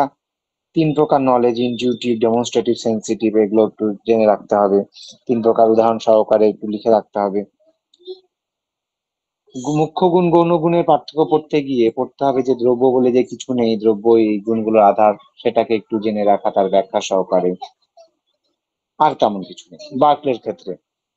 বার্কলের ক্ষেত্রে মুখ্য গৌণ গুণের পার্থক্য যে অস্বীকার, সেটাকে জেনে রাখা। তিনি ম্যাটেরিয়ালিজমকে রিজেক্ট করছেন। কিভাবে করছেন, তিনি কি করছেন, ক্রিটিসিজম অফ অ্যাবস্ট্রাক্ট আইডিয়ার সমালোচনা করছেন, সেটাকে জেনে রাখা। তার ক্ষেত্রে একটা গুরুত্বপূর্ণ কথা হচ্ছে অস্তিত্ব প্রত্যক্ষ নির্ভর, সেটার ব্যাখ্যাটাকে একটু লিখে রাখা, মানে এসিএস পার্সিপি লিখে রাখা আর তার একটু ব্যাখ্যাটাকে জেনে রাখা। আর কি আসছে এখানে, এসিএস পার্সিপি বলা হলো, গৌণ গুণ মুখ্য গুণের পার্থক্য বলা হলো, হ্যাঁ, role of God in Berkeley's philosophy. বার্কলের দর্শনে ঈশ্বরের ভূমিকা আছে, এটা আপনাদের হাতে লিখতে হবে না, পড়লেই সহজ বোঝা যাবে।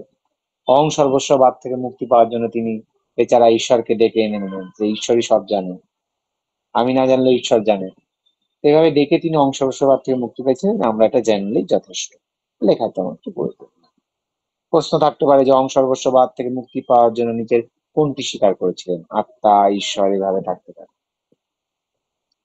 একবার করে জেনে রাখা।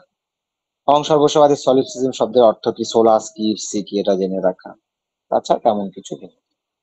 হিউম, হিউমের মুদ্রণ ধারণার পার্থক্য আপনারা সবাই পড়েছেন, এটা টিয়েটারিজ গ্রন্থে বলেছেন। হ্যাঁ, গ্রন্থটা খুব গুরুত্বপূর্ণ, কিন্তু সব গ্রন্থ না হলেও কোন গ্রন্থে এই তত্ত্বগুলো বলা আছে সেটা জেনে রাখা দরকার। এবং টিয়েটারিজ গ্রন্থে তিনি এটা বলেছেন, ইমপ্রেশন আইডিয়ার মধ্যে পার্থক্য, অবশ্যই পার্থক্যটা একটু জেনে রাখা। Relation of ideas and matter of facts, তার ক্ষেত্রেও এরকমই একটা বিষয় রয়েছে, ধারণা সম্বন্ধে বিষয়, বাস্তব ব্যাপার বিষয়ের মধ্যে আলোচনা। এটা আবার an inquiry concerning human understanding বলা আছে চতুর্থ অধ্যায়। এই দুটো, এই বইটার নাম সহকারে দুটোর মধ্যে একটু পার্থক্য বুঝে রাখা, ধারণা সম্বন্ধ বিষয়ক আর বাস্তব ব্যাপার বিষয়। আর কি আছে এখানে, কজালিটি, হ্যাঁ, এটা তো খুব সহজ, খুব পছন্দের, আমি জানি প্রত্যেকেই। কোনো নেসেসারি কানেকশন নেই কার্যকারণে, হয়তো সংযোগ রয়েছে কার্যকারণের মধ্যে, যেটা রয়েছে সেটাকে একটু দেখে রাখা। অর্থাৎ হিউম, হট করে কোশ্চেন এলে আমরা অনেকে উত্তর করতে পারি না, হিউম কার্যকারণ সম্বন্ধে কি বলেছেন। কেউ বলছেন মানছেন না, কেউ বলছেন মানছেন। আসলে কি মানছেন, কোনো নেসেসারি কানেকশন নেই, আছে আসলে সতত সংযোগ, সেটাকে একটু লিখে রাখা। আত্মাকে তিনি মানছেন কি মানছেন না। হিউমকে অনেকে তো সংশয়বাদী বলছেন, আমরা ছোটবেলায় মানে আন্ডার গ্রাজুয়েটে একটা প্রশ্ন করেছি, ইজ হিউম সলিপসিস্ট, সরি স্কেপটিক, সেটা তার ব্যাখ্যা একটু লিখে রাখা। আত্মাকে কেন কিছু মানছেন না, কেন তাকে সংশয়বাদী অনেকে বলছেন, সংশয়বাদী আদৌ কি না, তার সংশয়বাদটা কিরূপ, সেটা লিখে রাখা। এই আর। আচ্ছা, কান্টের ক্ষেত্রে অনেক বিষয় আছে, বিশাল বড়। এখানে অল্পই দেওয়া আছে। কি দেওয়া আছে, একটা অ্যাপাইররি এম্পিরিক্যাল নলেজ, অর্থাৎ এই সিলেবাস থেকে সিনথেটিক, আমি একবারে বলে দিচ্ছি, সিনথেটিক অ্যাপাইররি জাজমেন্ট, কান্টস প্রবলেম। তার মানে যেটা দাঁড়ালো, আপনাকে পড়তে হবে অ্যানালাইটিক সিনথেটিক জাজমেন্টের পার্থক্য, অ্যাপাইররি অ্যাপোস্টোলারের মধ্যে পার্থক্য, মানে তাদের সম্বন্ধে। তারপরে যে সিনথেটিক অ্যাপাইররি, সিনথেটিক অ্যাপোস্টোরাই, তারপরে অ্যানালাইটিক অ্যাপাইরোরাই, তারপরে সরি অ্যানালাইটিক, হ্যাঁ, ওই এই মানে দুটো মিশিয়ে মিশিয়ে যে চারটে হচ্ছে, অ্যানালাইটিক এবং সিনথেটিক এবং অ্যাপাইরোরি অ্যাপোস্টোরাইট করে শেষ অব্দি যে সিনথেটিক অ্যাপাইরোরি সম্ভব, বাকিগুলো নয়, এগুলো একটু জেনে রাখা। অর্থাৎ 4 প্রকার বচন, জাজমেন্ট, অ্যানালাইটিক, সিনথেটিক, অ্যাপাইরোরি, অ্যাপোস্টোরাইটের ধারণা রাখতে হবে। রাখার পর 4টে এইকে মিশিয়ে 4 প্রকার বচনের মধ্যে যে শেষ অব্দি সিনথেটিক অ্যাপাইরোরি হলো, কেন হলো এটাকে মানলেন উনি, তার উদাহরণ ঠিক কোনটা সেটা জেনে রাখা। হ্যাঁ, কোপার্নিকান রিভলিউশন কেন বলছে, নিশ্চয়ই এই আলোচনাগুলো পরীক্ষায় আসা সম্ভব নয়, তাই কোপার্নিকান রিভলিউশনটাকে একটু জেনে রাখলেই হবে। কেন কোপার্নিকাস কি বিপ্লব এনেছিলেন আর তিনি কি বিপ্লব আনলেন, এটা কিন্তু খুব সহজ একটা গল্পের মতো হলেও অনেকে দেখেছি মূল জায়গায় এসে ভাইভাবে আর বলতে পারছে না শেষ অব্দি, যে কোপার্নিকাসে তো সব বললে বাবা ঠিক আছে, তিনি একটা বিপ্লব এনেছিলেন, হিউম ঠিক কি বিপ্লবটা আনলেন? স্যার হিউম এরকম একটা বিপ্লব এনেছে, কি বিপ্লব? এই সরি, কান্ট এরকম একটা বিপ্লব এনেছে, কান্ট কি বিপ্লব এনেছিলেন? কানকে তো জাগরিত করেছেন, কান বলছেন হুম জাগরিত করেছেন, কি বিপ্লবটা আনলেন? কান কি পরিবর্তনটা আনলেন, কি বিশ্বাস ছিল আর কি হলো? এই বিষয়টাকে একটু জেনে রাখা, ক্লিয়ার রাখা। সেন্সিবিলিটি, আন্ডারস্ট্যান্ডিং মধ্যে পার্থক্য। ক্যাটাগরি, সর্বোপরি যে ক্যাটাগরিজ গুলো রয়েছে সেগুলো যে 12টি ক্যাটাগরিজ, অবদান বিষয়ক, গুণ বিষয়ক, সম্বন্ধ বিষয়ক, প্রত্যেকটিতে 3টে করে 4টি ভাগ টোটাল, এবং প্রকারতা বিষয়ক, কোনটির আন্ডারে কোনটি, যেমন মোডালিটির আন্ডারে সম্ভাব্যতা, তারপরে অ্যাসার্টিভ, অ্যাপোজিটিভ, এগুলোকে একটু জেনে রাখা। কারণ ক্ষেত্রে অনেক আছে কিন্তু সিলেবাসে অল্পই দেওয়া আছে। ক্যাটাগরিজ গুলো মূলত একটু করে দেখে রাখলে হবে, ক্যাটাগরিজ গুলো বিস্তারিত পড়ার প্রয়োজন নেই। বচনগুলো একটু দেখতে হবে, কোন প্রকার বচনটা উনি বাড়তি স্বীকার করেছেন জানতে হবে। স্পেস টাইমের ধারণা রাখলেই চলবে। কেমন যাবে? আচ্ছা, এখানে লিজ দেখছি, এটা কোনো কারণে এখানে ভুল করে টাইপিং এ চলে এসছে হয়তো। আচ্ছা, আমরা শেষের দিকে দেখি মনোবিজ্ঞানের বাংলা করা আছে কিনা। করা আছে।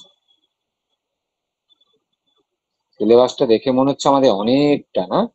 অবশ্যই অনেকটা, একেবারে ছোট নয়, তবে আমাদের একটু খুব আহ মানে খুব মানে মনোযোগী হয়ে খুব কৌশলে দেখতে হবে, না হলে কিন্তু একটু মুশকিলই হবে। মনোবিজ্ঞানের পদ্ধতি, কি কি পদ্ধতি পড়বো? মনোবিজ্ঞানের পদ্ধতি, মনোবিজ্ঞানের পদ্ধতি বলতে প্রথমত মনোবিদ্যার একটু আগে ব্যাখ্যা জেনে রাখতে হবে। সাইকোলজি শব্দের অর্থ, সাইকোলজি কি কি নিয়ে আলোচনা করে, প্লেটো সাইকোলজি নিয়ে কি বলছেন, হফডিং কি বলছেন, এগুলো কিন্তু আসে দেখবেন পরীক্ষার সময়। সাইকোলজির সংজ্ঞা কে কি বলছেন, এথিক্স এর সংজ্ঞা, এগুলো বই স্টুডেন্ট থাকে, চিন্তার কিছু নেই। নাহলে নিজেকে একটু খুঁজে নিয়ে কিন্তু পড়তে হবে শুধু। ওই এথিক্স সম্বন্ধে কে কি সংজ্ঞা দিচ্ছেন একটু টুকে রাখতে হবে, যেভাবে বললাম। সাইকোলজি সম্বন্ধে কে কি সংজ্ঞা দিচ্ছে টুকে রাখতে হবে, কারণ এগুলো বোঝার জিনিস নয় তো, এগুলো পরীক্ষার সময় ভুলে যায় কে কি বলেছেন, এগুলো মুখস্থ করতেই হবে। বোঝার বিষয় যেমন সাইকোলজিক্যাল মেথড গুলো, কোনটা কি ধরনের লার্নিং মেথড আমি বুঝে যাচ্ছি, ওটা মুখস্থের ব্যাপার হয়। কিন্তু কে কি বলেছেন এটা তো অন্যের মুখের কথা, মুখস্থ রাখতে হবে। আচ্ছা, মনোবিদ্যার পদ্ধতি মানে ওই যে অন্তর্দর্শন পদ্ধতি, তারপরে পরীক্ষণ পদ্ধতি, তারপরে পর্যবেক্ষণ পদ্ধতি, 3 প্রকার পদ্ধতি দেখে রাখা। তারপরে হচ্ছে হেবার ফেকনারের সূত্র, এগুলো দেখে রাখা। আচ্ছা, সংবেদন সম্বন্ধে, সংবেদন কি, সংবেদনকে একটু জেনে রাখা। আমি বলে দিচ্ছি কোন জায়গাগুলো বেশি দেখবো, পদ্ধতিগুলো একটু বেশি দেখতে হবে, তথ্যনিষ্ঠ জায়গা। আর এই প্রত্যক্ষের সূত্র, প্রকৃতি, এগুলোকে একটু দেখে রাখলে হয়ে যায়। সংপ্রত্যক্ষ, পারসেপশন, প্রত্যক্ষ অপ্রত্যক্ষের মধ্যে পার্থক্য, সরি সংপ্রত্যক্ষের মধ্যে পার্থক্য, মেমোরি কি, মেমোরি উপাদানগুলো কি, এগুলো সহজ। কিন্তু অনেক এই সাইকোলজিতে না অনেক বিষয় আছে, অনেক পয়েন্ট আছে, অনেক নাম আছে। যেমন স্মৃতির ক্ষেত্রেই আহ কতগুলো উপাদান রয়েছে, সেগুলোকে জেনে রাখা। আচ্ছা, তারপরে যেটা দেখছি বিস্তৃতি, এটা খুব সহজ বিষয়, এগুলো থেকে তেমন কোশ্চেন থাকে না। ল অফ অ্যাসোসিয়েশন কিন্তু এক্ষেত্রে খুব গুরুত্বপূর্ণ, অনুষঙ্গের নিয়ম, এটা একটু জেনে রাখতে হবে, ওই মেমোরির সঙ্গে সম্পর্কিত। স্মৃতি বিস্মৃতি খুব সহজ, সেখান থেকে কোশ্চেন না এলে অনুষঙ্গের নিয়ম থেকে কিন্তু কোশ্চেন আসে, যেমন ভাবে ওই পদ্ধতিগুলো থেকে কোশ্চেন আসে। প্রত্যক্ষ থেকে তেমন জায়গা নেই, পড়লেই বোঝা যায়। আচ্ছা, এবার লার্নিং বা শিক্ষণের পদ্ধতি, এটা শিক্ষা মানে এটা শিক্ষণ হবে, এটা টাইপিং এ ভুল হয়েছে। শিক্ষণের পদ্ধতিগুলো যেমন প্রচেষ্টা ও ভ্রম, থর্নডাইকের, হ্যাঁ, সেখানে তিনি কিভাবে শেখানোর জন্য বলেছেন, তার মধ্যে আবার অনেকগুলো সূত্র আছে শিক্ষণ সম্পর্কে, যেমন ফল লাভের সূত্র, ল অফ এফেক্ট, অনুশীলনের সূত্র, এগুলো একটু দেখে রাখতে হবে।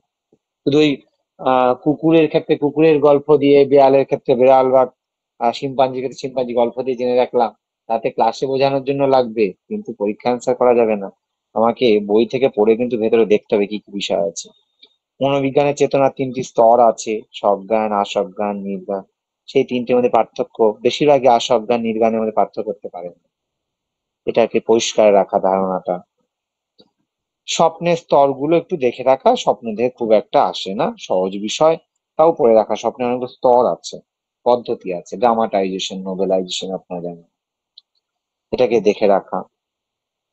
আচ্ছা আচ্ছা, স্বপ্ন সম্বন্ধে কিছু কোটেশন আছে ফ্রয়েডে, আপনারা বইগুলো পড়লে দেখবেন, সেগুলোকে লিখে রাখা, সেগুলোকে পড়া, স্বপ্ন সম্বন্ধে কি বলছেন। আচ্ছা, এখানে দেখছি চেতনা তো বললাম, বুদ্ধি, বুদ্ধিটা খুব গুরুত্বপূর্ণ, বুদ্ধি থেকে প্রশ্নোত্তরের জায়গা থাকে। থার্স্টন বুদ্ধির সম্বন্ধে কি বলছেন, টারম্যান কি বলছেন, এখানে আবার কিছু এরকম কিন্তু উক্তির জায়গা আছে। উডট কি বলছেন, ইংরেজিতে লিখুন আর বাংলায় লিখুন, মোটামুটি একই তো হবে।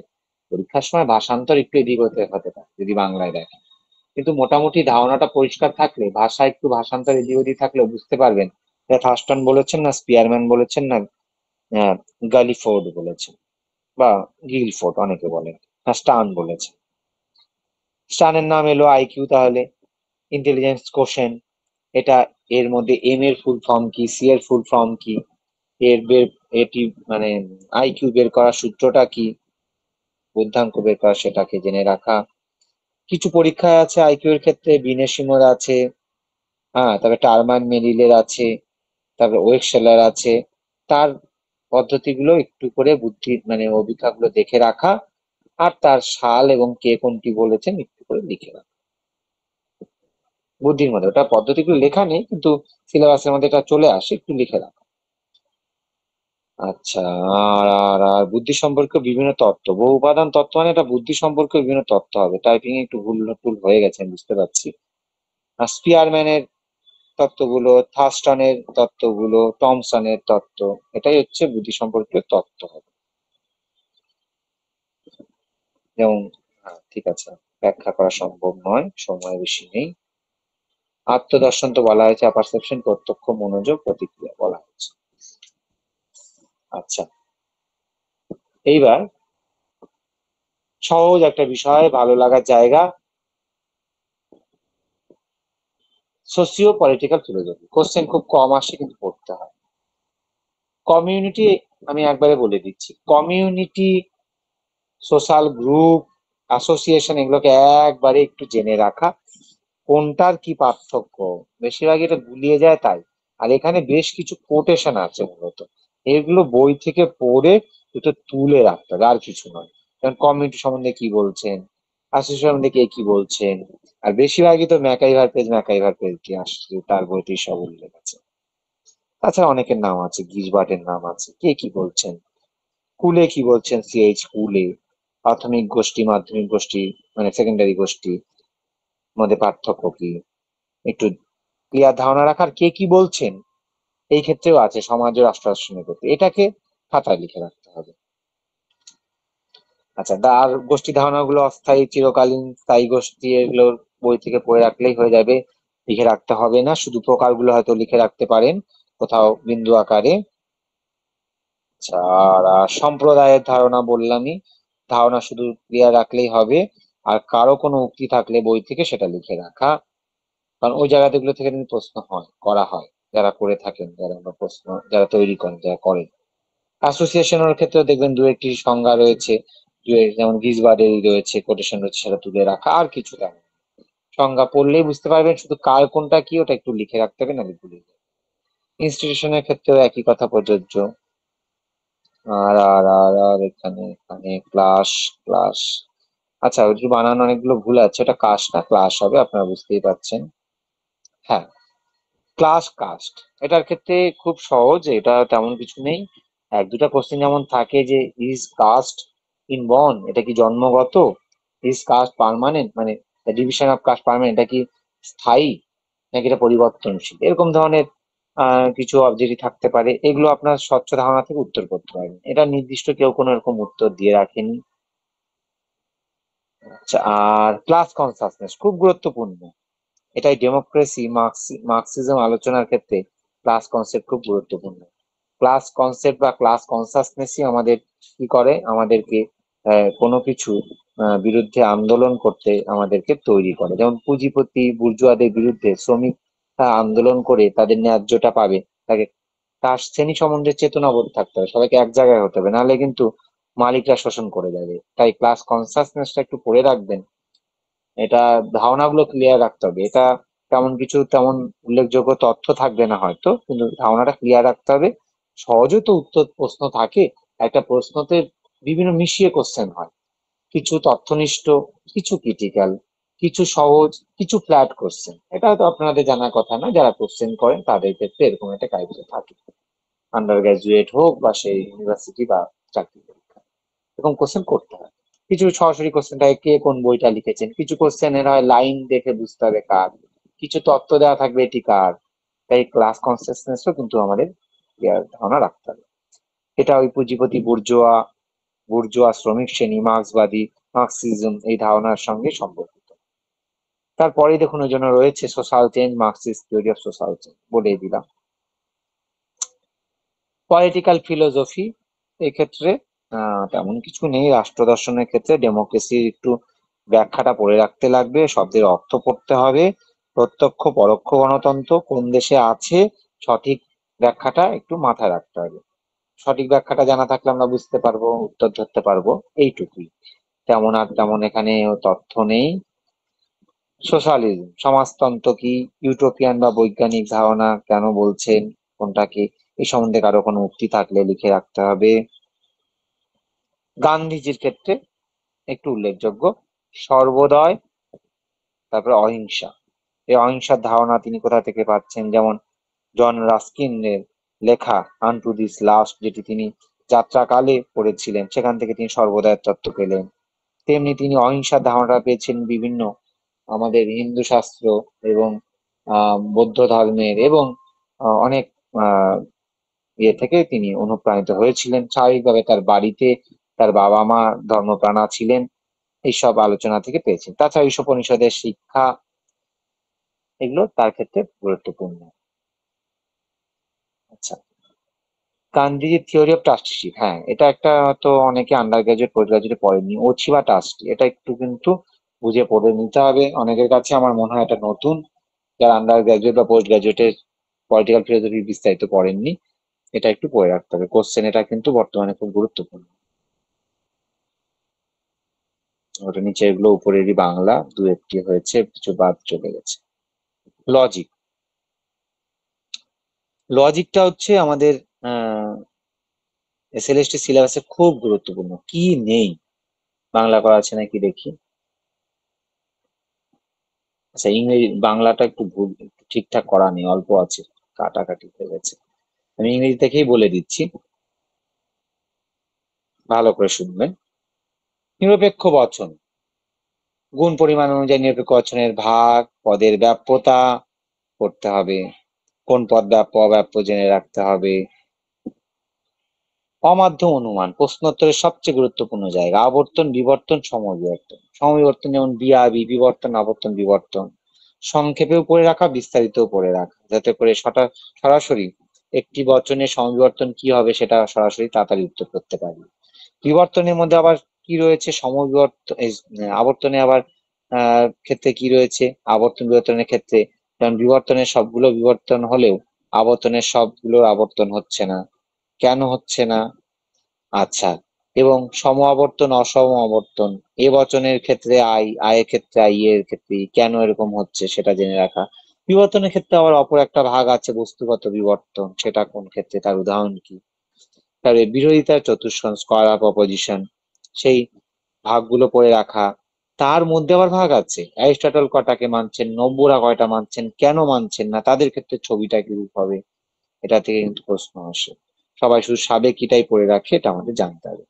সেই বিরোধানুমান থেকে যে আবার সত্য মূল্য নির্ধারণ করা যায় বচনের, সেটাও জেনে রাখা। নিরপেক্ষ যুক্তি, মিশ্র নিরপেক্ষ যুক্তি, তার নিয়ম রয়েছে, সে নিয়ম মেনটেন না হলে দোষ আসে। তাই বলা হচ্ছে জেনারেল রুলস অ্যান্ড ফ্যালাসিস। কি দোষগুলো আসে? যেমন আহ অব্যাপ্য হেতু দোষ, আর এইদিকে অবৈধ সাধ্যপক্ষ, অনেকার্থ দোষ, চারিপদ ঘটিত দোষ। এগুলো কিন্তু ওই নিয়মগুলো না মেনটেনে ফলে। কোন নিয়ম না মেনটেনে কোন দোষ সেভাবে জেনে রাখা। আচ্ছা, বুলিয়ান ইন্টারপ্রিটেশনের ক্ষেত্রে আমাদের কি জানতে হবে? বচনগুলোর বুলীয় রূপ এবং সেই বচনগুলোকে কি হবে, ভেন চিত্রে কি রূপ হবে সেটা জেনে রাখা। বড় বড় লজিক করে করতে দেওয়ার কোনো সুযোগ নেই, কিন্তু কি আছে, ভূত নেই এই ধরনের কিছু জটিল, জটিল মানে কি আমি বলবো টুইস্টিং, খুব সহজ, না জানলে জটিল লাগবে, এরকম ধরনের ক্ষেত্রে কি হবে? অনেকে এই দুটো মানে অপশনে থাকছে দুটো হয়তো গোল মানে জগৎ দিয়ে, ওয়ার্ল্ড এর কনসেপ্ট দিয়ে আহ বচনগুলো করা, সেটাই উত্তর অপ্ট করে দিচ্ছে। ভূতনের ক্ষেত্রে কি হবে, ভূত আচের ক্ষেত্রে কি হবে, পরিণের ক্ষেত্রে কি হবে, আচের ক্ষেত্রে কি হবে, এগুলো কিন্তু একটু ব্যতিক্রমী চিত্র, এগুলোকে জেনে রাখা। এই ক্ষেত্রে লজিক তেমন এখানে করার সম্ভাবনা নেই। আচ্ছা, হাইপোথেটিক্যাল আর ডিসজাংটিভ সিলোজিজম, বানানগুলো ভুল আছে। বৈকল্পিক এবং প্রাকল্পিক ন্যায়ের পার্থক্য, ডিলেমা, দ্বিকল্প, এটা আমরা অনেকে বাদ দিয়ে দিই, অবশ্যই পড়তে হবে। এটারও আবার 4 প্রকার আছে। এটার কোন ক্ষেত্রে সিদ্ধান্তটি শুধু বৈকল্পিক হয়, কোন ক্ষেত্রে নিরপেক্ষ বচন হয়, সেটা জেনে রাখা। যার প্রধান আশ্রয় বাক্যটি মাত্র দুটো সংযোগী বচনের সমান, এগুলোকে একটু জেনে ছোট ছোট করে খাতায় লিখে রাখতে হবে। ট্রুথ ফাংশনের ক্ষেত্রে কি হবে, ওই কোনটার কি রূপ হয়, যেমন শত সত্য বচনাকার কি, শত মিথ্যা বচনাকার কোনটি, আপতিক কোনটি। পি ভেল নেগেশন পি হলে কি হবে, পি ডট নেগেশন পি হলে কি হবে, বা ভেলের সত্য মূল্য কি দাবি করে, ডটের ক্ষেত্রে কি করে, যে দুটোই সত্য হলে বচন গ্রাহক দুটো সত্য হলে মূল সংযোগীটা সত্য হবে। এরকম ভাবে সবগুলো জেনে রাখা। এই সঙ্গে অবশ্যই জেনে রাখতে হবে আমাদের 19 রুলস অফ ইনফারেন্স আর রিপ্লেসমেন্টের করে রাখতে হবে। আমাদের লজিক করতে দেবে না, কিন্তু রুলস গুলো দিয়ে আমাদের অনেক প্রশ্ন উত্তরের জায়গা থাকে। ট্রুথ টেবিলও করতে দেওয়ার তেমন সুযোগ থাকে না, আমাদের শুধু সত্য মূল্য নির্ধারণ করবার জন্য অপশন দেওয়া থাকে, আমাদের বাইরে মানে সাইডে কোথাও রাফ করে সেটার উত্তর করতে হচ্ছে। হ্যাঁ, কোয়ান্টিফিকেশন, কোয়ান্টিফিকেশনের ক্ষেত্রে কি আসবে? এখানেও বড় বড় লজিক করতে দেওয়ার সম্ভাবনা খুব কম। ইউআই ইআই মানে ওই যে ইউনিভার্সাল ইনস্ট্যান্টিয়েশন এক্সাম, এগুলো সব ইউনিভার্সাল জেনারেলাইজেশন, এগুলোর ফুল ফর্ম জানা, এক ব্যক্তিক বচনের রূপ কি হবে, বিধায় গ্রাহকটা কিভাবে ব্যবহার হয়, তারপরে হচ্ছে ওই অল ভ্যালু এক্স সাম ভ্যালু এক্স এর কি হবে, তারপরে সিঙ্গুলার প্রপোজিশনের ক্ষেত্রে কি হবে, বিশেষ বিশেষ বচনের কোয়ান্টিফিকেশনের আকার কি হবে, এইটুকু করতে দেওয়া এখানে সম্ভাবনা নেই, আসছেও না, ওভাবে আসা সম্ভব না। অ্যানালজি, আর্গুমেন্ট এবং সম্ভাবনা, এখান থেকে কিন্তু এক দুটো কোশ্চেন থাকে, মূলত তত্ত্বনিষ্ঠ আলোচনা। যেমন বৈজ্ঞানিক অবৈজ্ঞানিক মানে পূর্ণ অপূর্ণ গণনামূলকের মধ্যে পার্থক্য, অ্যানালজিক আর্গুমেন্ট বা উপমা যুক্তির আহ পার্থক্য, ক্রাইটেরিয়া গুলো কি, কোন ক্ষেত্রে উপমা যুক্তিটি সঠিক মানে ভালো আর কোন ক্ষেত্রে মন্দ, মিলের মেথড গুলো পড়তে হবে। 5টি মেথড, 5টি মেথডের মধ্যে কোনটি আবিষ্কারের, কোনটি প্রমাণের, সেগুলো পড়ে রাখা, উদাহরণগুলো রাখা, যেন খুব কনফিউজিং ব্যতিরেক আর অন্য ব্যতিরেকের মধ্যে। এখানে কিছু বানান ভুল আছে, যাই হোক আপনাদের কাছে সিলেবাস আছে আশা করি। হাইপোথেসিস, এটা একটু পড়ে রাখা, এখান থেকে প্রশ্নোত্তরের জায়গা খুব কম থাকে, প্রকল্প বিষয়গুলো থাকে, বৈজ্ঞানিক অবৈজ্ঞানিক, তেমন প্রশ্নোত্তরের জায়গাটা এখানে এতটা নেই। এই তো আর কি। এবার লাস্ট আমাদের বইয়ের কিছু আলোচনা করে আমি আজকে শেষ করি। দেখুন এখানে সাজেস্টেড বই একটা লিস্ট দেওয়া আছে, দেখুন, we don't have any legacy or bend towards any company, any publishers, any publication or any author। আমারও কোনো একটা বই লেখা আছে, আমি সেটা কিন্তু এখানে নিশ্চয়ই লিখিনি বা লিখবো। আপনারা পড়ে নেবেন যেই বইগুলো আপনাদের লাগবে, সহজ বা পছন্দ, এক একজনের ক্ষেত্রে এক একটা, কারো ক্ষেত্রে খুব ভাষা স্ট্যান্ডার্ড। দেখুন একটা কথা বলে দিই, আপনারা স্পষ্ট জেনে রাখবেন, কোনো বইয়ের মধ্যেই কোনো বইয়ের মৌলিক পার্থক্য নেই। কেউ কি মিলের 4টা পদ্ধতি লিখবে, কেউ কি 6টা লিখবে, তা তো নয়। পদ্ধতিতে সংখ্যা একই লিখবে, একই রকম উদাহরণ দেখবে। কেউ হয়তো কোথাও দেখবেন রুটি ডাল দিয়ে অম্বলের কথা লিখেছে, কোথাও হয়তো মাংস রুটি দিয়ে লিখেছে। এই তো করছে। আলাদা করা সত্যি সম্ভব না। হ্যাঁ, পার্থক্য থাকে ভাষাগত, কারো ক্ষেত্রে নির্ভুলতার। তো আপনারা বিচার করে নেবেন। তবুও কিছু সাজেস্টেড বই দেওয়া হয়েছে আমাদের বিচার, ঠিক আছে? আর নিজেরাই বই তৈরি করে নেবেন, এটা একটা দারুণ কথা। বই তৈরি করে নেবেন বলতে এরকম একটা খাতা করে নেবেন, এটা আসল প্রয়োজন। হ্যাঁ, আর সাজেস্টেড বই, অনেক বই বেরোবে বা বেরোয়, সেগুলো পড়ে নিতে পারেন। সাজেস্টেড বই বলছি মানে ক্যাপসুল আকারে বই, মানে সবকিছু এক জায়গায় করে না। ওগুলোতে অনেক ভুল ভ্রান্তি থাকে। প্রফেশনাল অ্যাটিটিউডে বইগুলো খুব তাড়াতাড়ি বের করা হয় অবজেক্টিভ কোশ্চেন দিয়ে। আর একই কোশ্চেনকে শুধু অপশন ঘুরিয়ে ঘুরিয়ে ভাষা চেঞ্জ করে করে প্রচুর কোশ্চেন বাড়িয়ে বইগুলো মোটা করে। আমি বলবো মূলত বই পড়াই ভালো। তবে এটাও ঠিক যে সময় কম থাকলে এখন যদি শুরু না করেন তাহলে কিন্তু বই ধরে ধরে পড়া আবার মুশকিল। তবুও কিছু বইয়ের নাম দেওয়া হয়েছে, আপনারা দেখতেই পাচ্ছেন। ভারতীয় দর্শন সম্বন্ধে ভট্টাচার্য, দেবব্রত সেন। নীতিশাস্ত্র দীক্ষিতভুক্ত পড়তে পারেন, ব্যানার্জি পাবলিশার্সের বই পড়তে পারেন, সমরেন্দ্র পড়তে পারেন, কোনো সমস্যা নেই। এবং এই বইগুলো আপনার বিএসএস এর বিপণী, বই বিপণী থেকেও পাবেন। ওখানে প্রচুর বইয়ের নাম্বার রয়েছে, আমি নিজে চোখে দেখেছি। ওখানে আন্ডারে হচ্ছে বলে বলছি না, প্রচুর বই রয়েছে যেখানে আমি সব জায়গায় আপনি গিয়ে পাবেন না। এক ছাদের তলায় এক জায়গায় গিয়ে বিষয়ভিত্তিক বইগুলো এক জায়গায় সাজানো আছে, এটা খুব কম পাওয়া যায়। তাই আমি ওই জন্যই বললাম, নাহলে উল্লেখ করতাম না, আপনারা খুব পাবেন। আমিও নিয়েছি, বুঝতে না। ওখানে বইগুলো অনেক গোছানো আছে। তো আপনারা ওখানে যান, গিয়ে দেখুন, বেছে নিয়ে। আমার মনে হয় এটাও ওই জায়গায় সেটা আর কি ফেসিলিটি আছে আমার মনে হয়। আপনারা বই দেখে দেখে নিয়ে আপনারা শুনে নেবেন, বই দেখে দেখে নিয়ে কিনে নেবেন। ওখানে সব রকম আছে, কিন্তু আপনাদের অন্য কোথাও গেলে হয়তো বলতে হবে, জেনে যেতে হবে আগে থেকে, এই বইটা দিন, এই বইটা নিতে হবে। পাশ্চাত্য দর্শন সম্বন্ধে ভট্টাচার্য হচ্ছে, স্বপ্না সরকার আছে, আরো অনেকে লিখেছে। ব্যানার্জি পাবলিশার্স আছে, প্রোগ্রেসিভ রয়েছে, সেন্ট্রালের আছে, অনেক আছে। মূলত এই 3টি পাবলিশার্স প্রায় ফিলোসফির বই বের করে, আরো এখন অনেকেই করছে। মধ্যশিক্ষা পর্ষদের বই আছে, কিছু বই সহজ আছে এবং অল্প মূল্যের আছে। আচ্ছা, গ্রুপ ডি শিক্ষা দর্শন, মীর কুমার চট্টোপাধ্যায়। কেন শিক্ষা দর্শন দিয়েছে? গ্রুপ ডি বিষয়গুলো ওখানে মূলত আলোচনাগুলো পাওয়া যায় শিক্ষা দর্শনের ক্ষেত্রে, এটা উল্লেখ করেছে। শিক্ষা মনোবিজ্ঞান, ওই যে মনোবিজ্ঞান বিষয়টা যেহেতু আছে ওর মধ্যে আলোচনা আছে।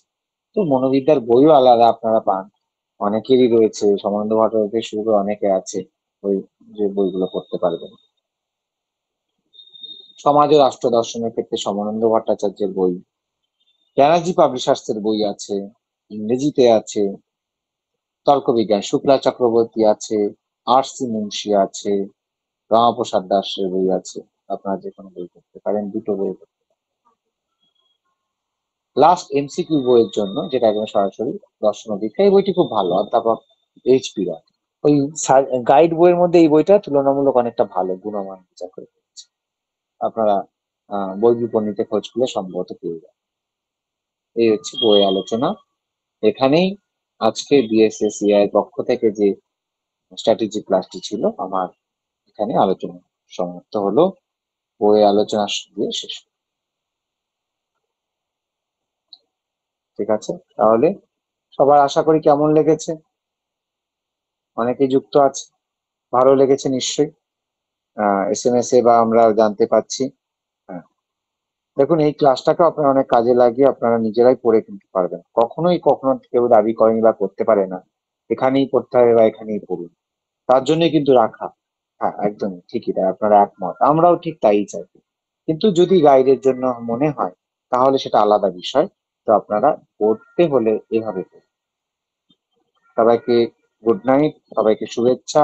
ভালো করে পড়ুন, সফলতা লাভ করুন। এখানে ক্লাসটি শেষ করুন।